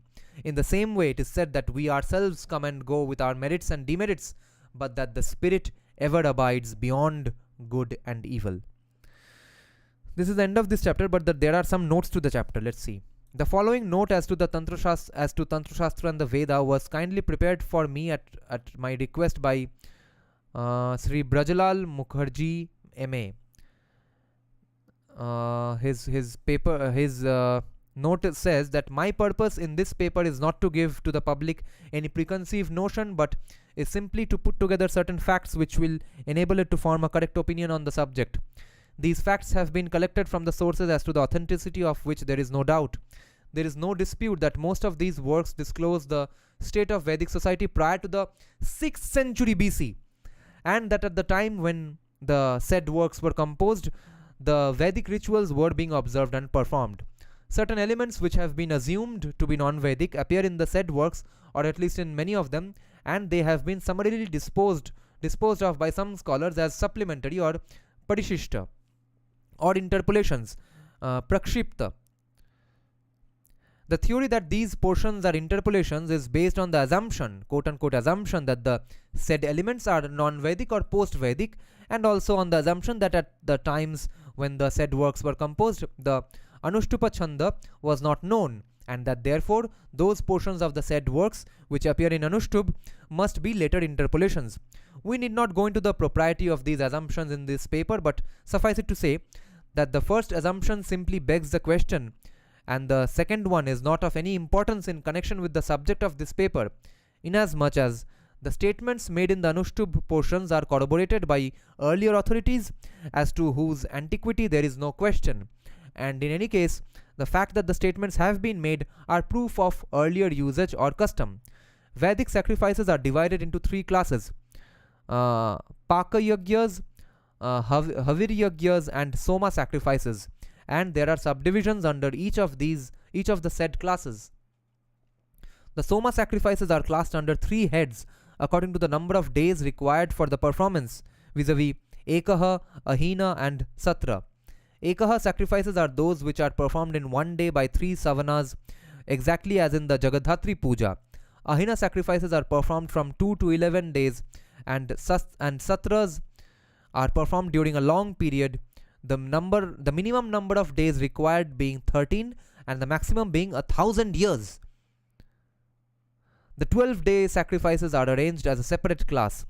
The principal Soma Yagyas are Agnishtoma, Atyagnishtoma, Ukthya, Shodashi, Vajapeya, Atiratra, Aptoryama. The Ishtis or Havir Yagyas are also principally 7 in number, namely Agnyadhyam, Agnyadheyam, yeah, Agnyadheyam, Agnihotram, Darsha Paurnamasa, Chaturmasyam, Agrayanishti, Nirudha Pashubandha, and Shautramani, Shautramani, Shautramani, Sautramani. Yeah.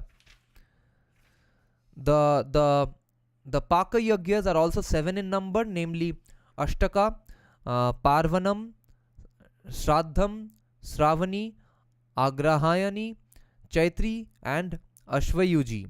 The last 7 are to be performed with the help of the Grihya fire and are described in the Grihya works. The others are described in the Shrauta works.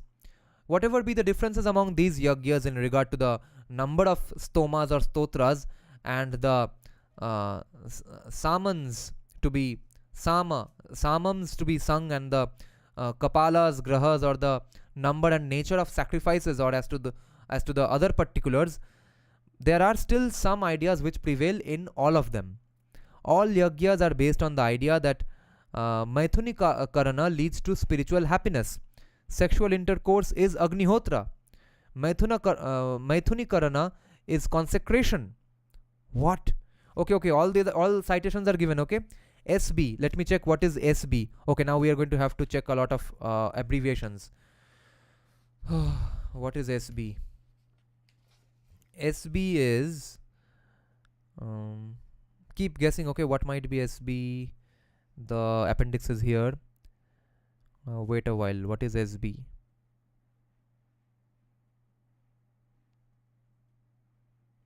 B, okay, not V. So it's not Samaveda.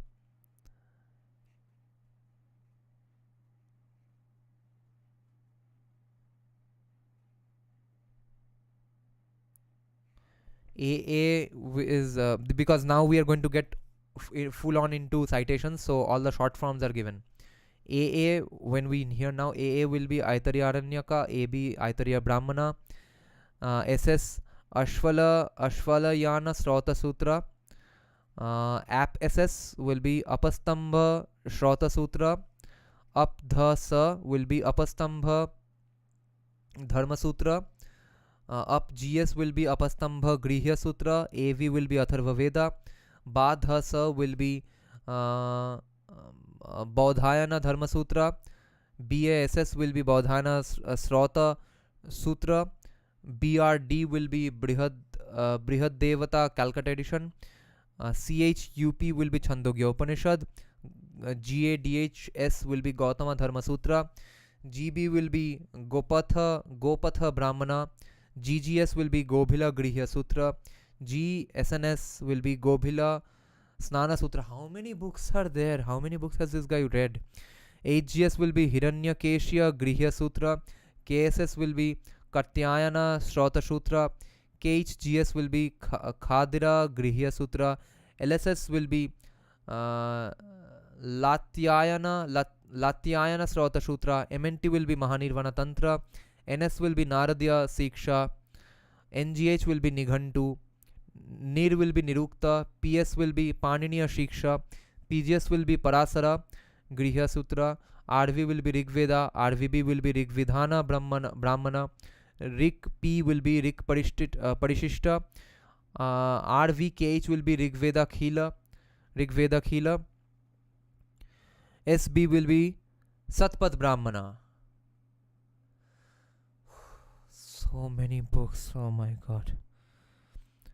SB is Satpat Brahman, SGS is Samkhyayana Grihya Sutra, SVB will be Sama Vidhana Brahmana, SVST will be Sama Veda Stobha portion, SV will be Samaveda, SSS will be Samkhyayana Shrauta Sutra, TA will be Taittiriya Aranyaka, Tait BR will be Taittiriya Brahmana, Tan BR will be Tandya Brahmana, Va DHS will be Vashishtha Dharma Sutra, Yag will be Yagyavalkya.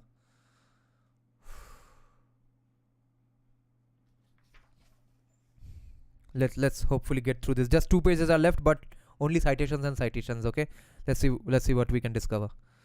Okay, one ad is coming up.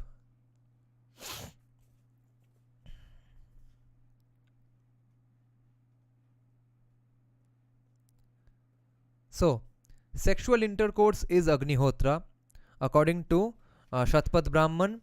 Maithunikarana is consecration according to Satpat Brahman. They enclose the sadhas secretly, for enclosing is Maithunikarana, and therefore it must be done secretly, as also mentioned in Shatpat Brahman. Bricks are made because the making of the bricks causes generation. Okay, Vishwa Jyotis. This is mentioned in Shatpat Brahman. Two padas or charanas of Anushtub verse are read in a detached manner, and the two remaining are read together to imitate the manner of sexual union. Aitariya Brahman, mentioned in Aitariya Brahman. They do not worship a female devta unless she is coupled with a male devta, mentioned in Aitariya Brahman. They use a couple of chandas, distinguishing the one as male from the other as female, and the two are taken together and believed to be the symbol of Maithuna, and by such Maithuna the desired result of ritual is achieved, mentioned in Aitariya Brahman. They believe that the reading of the Ahanasya mantra, mentioned in SSS क्या है, Samkhyayana Srota Sutra, and AV, I guess वो Atharva Veda, will confer bliss. Okay, what will confer bliss? They believe that the reading of the Ahanasya mantra will confer bliss. Also mentioned in Aitariya Brahman. They say that the okay, so Ahanasya mantra is in the that SSS. This is going to take a Samkhyayana Srota Sutra, and that Ahanasya mantra is also in Atharva Veda, and the fact that that will confer bliss is mentioned in Aitariya Brahman. They say that the highest and best form of Maithuna is that of Shraddha and Satya, piety and truth. ये कैसा मैथुन हुआ? Also mentioned in Aitariya Brahman. And this kind of Maithuna in the abstract is directed for Agnihotris who have purified themselves by actual performances and observances in a religious spirit. So interesting what family Vivek Agnihotri comes from. They direct the observances and performance of Maithuna as a religious rite, as part of as a religious rite or part of a religious rite, mentioned in countless. Okay, so let's not just get into the citations, okay, otherwise we'll never finish this, because and it's also tough to understand while listening to it because you're not reading it directly. So let's just say whatever I'm going to read the sentences, it's all true because the citations are given here only. Okay, if you have doubts, let me know in the comment section. I'll check out that portion and let you know in the comment section. So let's see what are the statements. They direct the observance and performance of Maithuna as a religious rite or part of a religious rite. Countless citations. And they direct that mantras are to be uttered during the observance of this rite, during Maithuna. This is the tantric sex part. No, we have not. Have not what? Wait, the chat is in top chat mode. I'll have to make it live chat mode, or I might get confused about the order of the comments. No, we have not, meaning you don't have doubts, right? If you have any questions, that is. So yeah, okay. One of the articles of faith of the Vedic people, therefore, was that sexual union led the way to bliss hereafter and must be performed in a true religious spirit to ensure spiritual welfare. Too much indulgence being severely deprecated. Ida, a woman, Ida, that is the Ida is the pronunciation of the, I think, the Ida Nadi, that is the Ida Nadi. Ida, a woman, said, "If thou wilt make use of me at the sacrifice, then whatever blessing thou shalt invoke through me shall be granted to thee." The Vedic people performed their Soma Yagyas and Havir Yagyas, which included the Sautramani, with libations and drinks of intoxicating liquor. Again, countless citations. Then Sura purifies the sacrificer whilst itself is purified. Okay, so these are the arguments which is making to justify the fact that When Tantra uses this, they are not really opposing Vedas. Yeah, so he's making that case. Let's see what this statement was, that what the woman said. That is from again SB. What was SB? SB was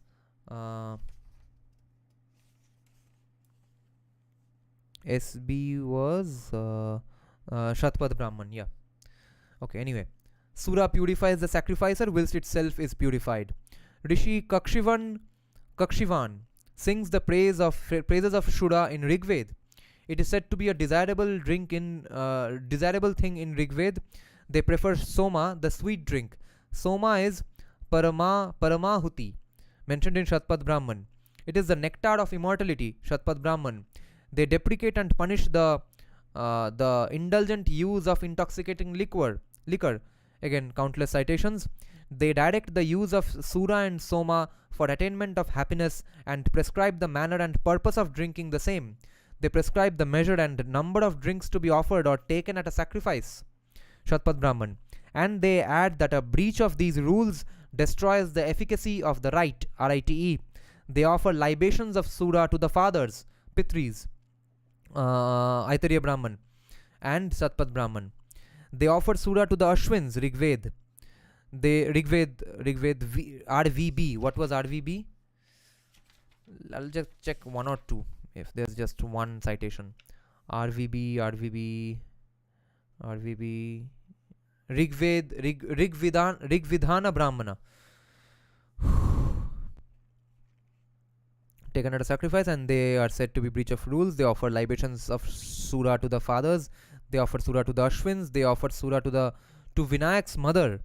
During the performance of a sacrifice, the priests and the householders sit together. They all touch their cups and raise them to their mouths, all the while reciting proper mantras addressed to the devas, and then they drink. Aitareya Brahman. The Vedic people used to offer to their devtas at their sacrifices animal and vegetable food. The vegetable substances are Tandula, Pishtaka, Phalikarana, Purodasa, Odana, Yavagu, Prithuka, Laja, Dhana, Shaktu, and the animal food was Paya, Dadhi, Ajyam, Amiksha, Vajinam, Vapa, Mamsam, Lohitam, Pasurasa. Lohitam and Pasurasa might be blood, right? Since Lohitam is red and Pasurasa might be blood or pus or whatever. The principle of these being Dhana, Karambha, Paribaha, Purodasa, and Payasya. Okay. Principle of these being Dhana, Karambha, Paribaha, Purodasa, and Payasya. Payesh in Bengali. Indeed, it would not be correct to say that no Vedic rite can be performed without these things. The forms and the mode of preparation and the number of cakes to be offered differing in each case. Countless citations again. They offer animal sacrifices. Mentioned in, okay, let's check some citations for this. KTSS. KTSS क्या है?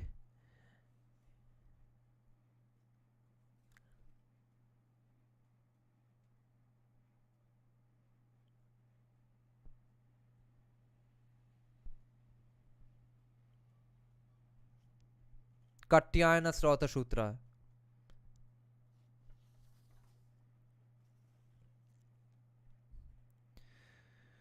They offer animal sacrifices. Katyayana Srota Sutra, Shatpad Brahman, all the Kandas are mentioned. Countless citations again. AS, PGS, GGS, KHGS, all the short forms, HGS, all these places mention animal sacrifice, which include the horse, goats, sheep, oxen, Taittiriya Brahman, and human beings, Taittiriya Brahman. They believe that by performing animal sacrifices, the sacrificer ransoms himself, Shatpad Brahman, Aitareya Brahman, or wins all these worlds. The animal is the sacrificer himself, Aitareya Brahman. They direct by special rules in what manner the animal should be killed and cut and offered, Aitareya Brahman, Shatpad Brahman. They were aware that indulgent killing of animals was wrong, Aitareya Brahman, and believed that offering animal sacrifices to the devtas was one of the means whereby bliss hereafter could be attained. Citation given. And it was only for certain yagyas that animals could be slain. Countless citations. indulgent killing of animals was very severely punished. Countless citations. The Vedic people from the time of the earliest yagyas severely deprecated lust of any kind whatsoever, and they allowed Maithuna, Mamsa, Madhya, and Mudra for religious purposes only, and as offerings to the Devas. The chakra sittings of the Tantrics have unmistakable similarities with the Vajapaya and Shotramani, and even the manner of drinking in company has been preserved, as will appear from the references given above.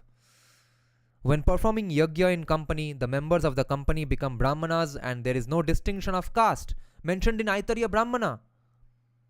Holy cow. The worship in both Vedic and Tantric rites begins with Achman, which is a form of ablution in which certain parts of the body are touched with water. In this respect, the Vedic and the Tantric practices are exactly similar. They purify themselves by uttering some mantras as bijas while contemplating the deities on certain parts of their bodies and touching such parts with their fingers. They contemplate each deva through his or her particular mantras, which will be found collected in the Parishishta to the Taittiriya Aranyaka. They make use of certain sounds for removing unclean spirits, for example, khat, phat, hum. Aranyagana. They attribute a deity to each letter in a mantra. They make gestures with. They are talking about Vedic people. Even they did attribute to a deity each letter in a mantra. So that's similar to Tantra again.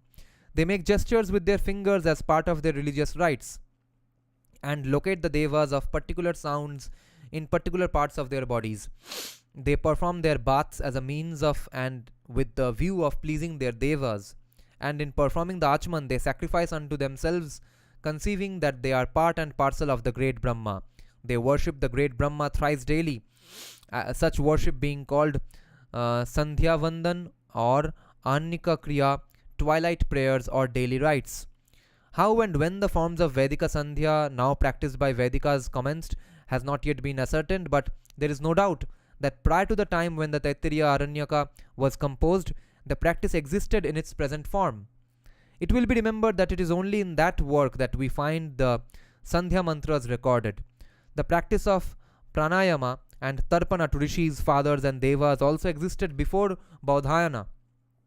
This practice of Vedic Sandhya worship should be compared with the Tantric mode to gain an insight into the relationship of the Vedas and the Tantras. In the Yagyas, the Vedic people principally worshipped 1. Saraswati, to whom animals are sacrificed. Oh, man. And who is the same as Vak or Vagdevi, who became a Vagdevi, who became a lioness and went over to the Devtas on their undertaking that offerings should be made to her before they were made to Agni, and who bestows food. Okay, so animal sacrifice for even Saraswati. They also principally worshipped number 1 में Saraswati, number 2 Mahadeva or Mahesha, another form of Agni in all his 8 forms.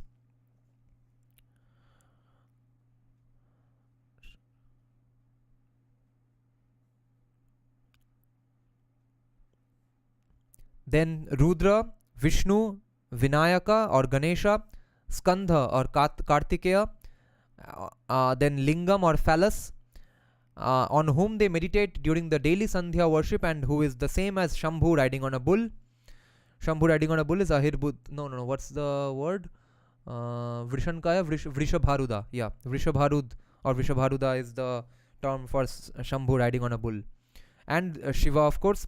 They also worshipped the cow whom they called Bhagavati, and also Indra, Varuna, Agni, Soma, Rudra, Pushan, although Shiva broke his teeth, Pusha Dantabhid, the Ashwins, Surya, and some other deities. For purposes of attaining eternal bliss, they worshipped Ratri Devi, and this Ratri Devi is described as a girl growing into womanhood who bestows happiness. She has long and flowing hair, has in her hand a noose. Phasi, okay, Phanda. If she is pleased, then all other devas are pleased. She being pleased offers boons, but the worshipper must reject the same, and then he will gain freedom from rebirth. Okay, must reject that boon. Wow. This is the worship of Ratri. It requires no fasting and must be performed at night. The mantras to be recited is the Ratri Shukta, which commences with Ratri Vakyad in Rig Veda, Mandala 10, I guess, 127.1, to be followed by Aratri Parthivam Rajas.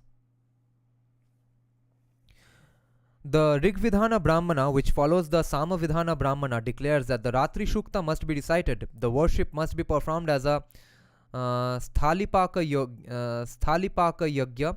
Ratri is substantially the same as, but in form different, from Vagdevi, and they are sometimes worshipped as one and the same.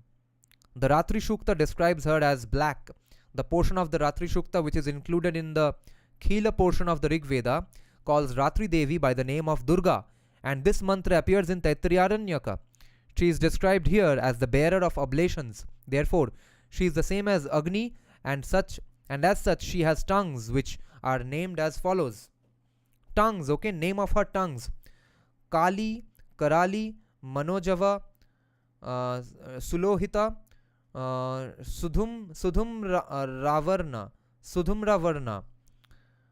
Spulingini, Shuchishmita, and these tongues loll out, and by these tongues offerings are received, mentioned in Griha Sangraha. The received, what? By these tongues the offerings are received. The Brihad Devata mentions that Aditi, Vak, Saraswati and Durga are the same. Wow. In conformity with the Vedic system, the Tantric system of worship acknowledges that Om is the supreme bija. Aitariya Brahman. Okay, countless citations. Shakatayana, Panini. Okay. And they also acknowledge and use the Hinkara of the Vedas. Hinkara of the Vedas pronounced Hum.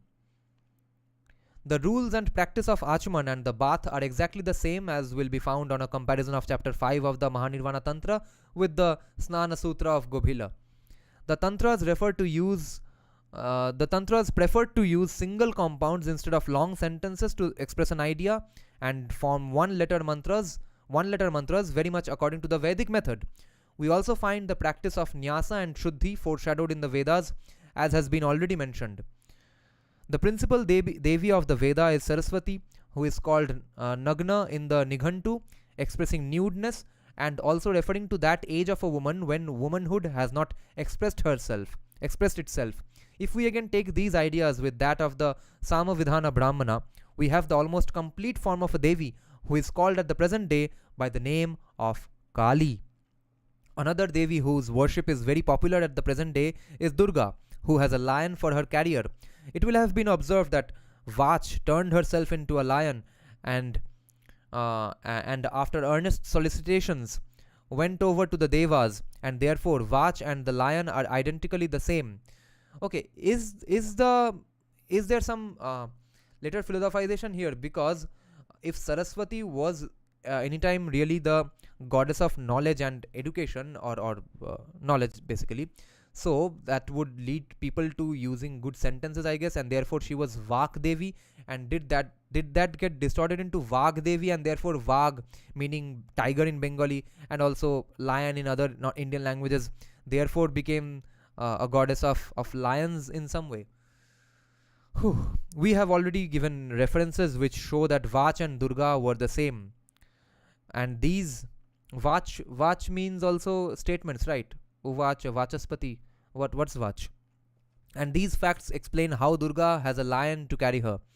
The worship of Ratri is to be performed at night, and therefore the worship of Kali must be a night performance, and therefore must partake of all the features of a night performance, and these elements must be sought for in Vedic Atiratra. The Atiratra is a performance of three paryayas or rounds of 4 stotras and shastras in each, and at the end of each libations are offered. And so the Atiratra is a performance of 3 paryayas or rounds of 4 stotras and shastras in each, and stotras and shastras in each, 4 rounds or rounds of 4 stotras and shastras in each, and at the end of each libations are offered, followed by drinking of soma. The same rules and practices as in the Atiratra are substantially followed in the worship of the Devi Kali, Bhang being very largely and used under the name of Vijaya and Amrita. Vijaya. Therefore, on the day of Vijaya, that is on Dashami, Bengalis drink Bhang. Vijaya Dashami. It will be remembered that the Devi of the Atiratra is Saraswati. It will be remembered that the Devi of the Atiratra is Saraswati. The principal male Devta of the Tantras is Mahadeva. The principal male Devta of the Tantras is Mahadeva, named also Shiva, Mahesha, Sambhu, Soma, and also in a different aspect Rudra. Rudra and Mahadeva are admittedly Vedic gods. Rudra is described as having bows and arrows and has 100 heads and 1,000 eyes. Mahadeva is Mahamdeva, the great god. No, I think the etymology is different. Okay. It appears that the mantras of the different aspects of Mahadeva,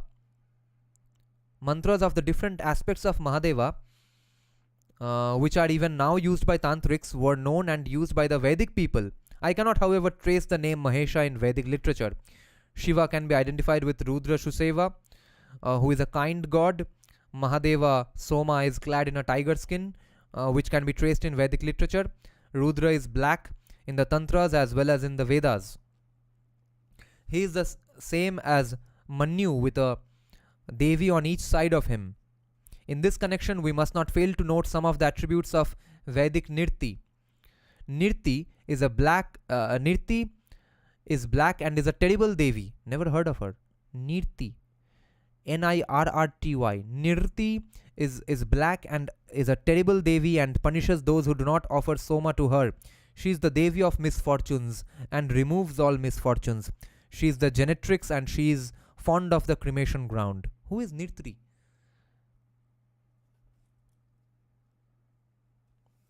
The Tantras direct the worship also of Ganesha, Kartika and Vishnu, for whose worship the Samavidhana Brahmanas prescribes the singing of certain samans, known as the Vinayaka Samhita, Skanda Samhita and the Vishnu Samhita respectively. The Tantras also direct the use of certain figures which are called yantras. Those may be of various kinds and forms and may be used for various purposes. One of these, which is constantly used, is a triangle within a square. Yeah, this of course, you all know everything. You all know this sign. The triangle within a square, and this can be traced to the rules for the preparation of the Agni Kshetra, or the fire altar of the Vedic people. Another curious circumstance in connection with the altar is that both in the Vedic and the Tantric ritual, the heads of 5 animals are used in its preparation. Remember, this is what we were discussing yesterday, in that my friend's Kali Puja, where I go every year, their Kali Puja at home is on this Panchamunda sort of a stage. What's the Bengali for stage they use? The word I forgot.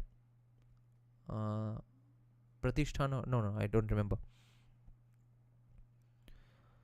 Heads of 5 animals, but also a skull as well. The worship of the lingam is foreshadowed by the Vedic deity Vishnu Shipivishta, and the serpent which twines round devas or devis is foreshadowed by the Sarparajni, the serpent queen, also Bhujanga Bhushana. The serpent queen, who is the same as Vach. The facts collected here will, it is hoped, enable impartial readers to come to a definite conclusion as to the relationship of the Vedic to the Tantric ritual. Okay, Bhag, Tadbhava, comes from the word Sanskrit Vyagra. Vyagra, from Ghra, the word Ghran, which means smell. Oh, yeah. Bhag is Vyagra, Vyagramukha. Yeah. True. Not from Vak. But isn't Saraswati also known as Vak Devi? I thought she was also called Vak Devi. Correct me if I'm wrong. If she was Vak Devi and as well Vak Devi, then what you just mentioned might be a later philosophization. So Vyagra is one who has great smell, Ghran power. Yeah. Vyagra. Next chapter is called The Tantras and Religion of the Shaktas. Okay, this we will start hopefully tomorrow night, unless some emergency work comes up.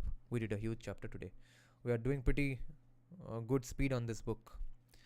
I want to finish it as much as possible before Kali Puja. The book is up till until the last chapter, so there's no gigantic appendix or something. Everything is mentioned in the pages only. Oh. Vak means word. Vak Devi is equal to Vak Devi Sandhi. Ka becomes Ga after Sandhi, so Vak plus Devi is equal to Vak Devi. Bhag Devi. Oh, yes, yes, yes. Right, right. Yeah, I forgot that Vak Devi, it means that she's a Devi of Vaks, but does not mean that the Ucharan is Vak Devi. The pronunciation is always Vak Devi. Yeah, I forgot about that. It's not Bhag Devi. Yeah, right. Okay, guys, thanks for joining the live stream. This was great. We learned a lot today. I learned a lot today. Good night then. Where's the OBS? Hopefully, see you tomorrow. Tomorrow night, guys. Good night.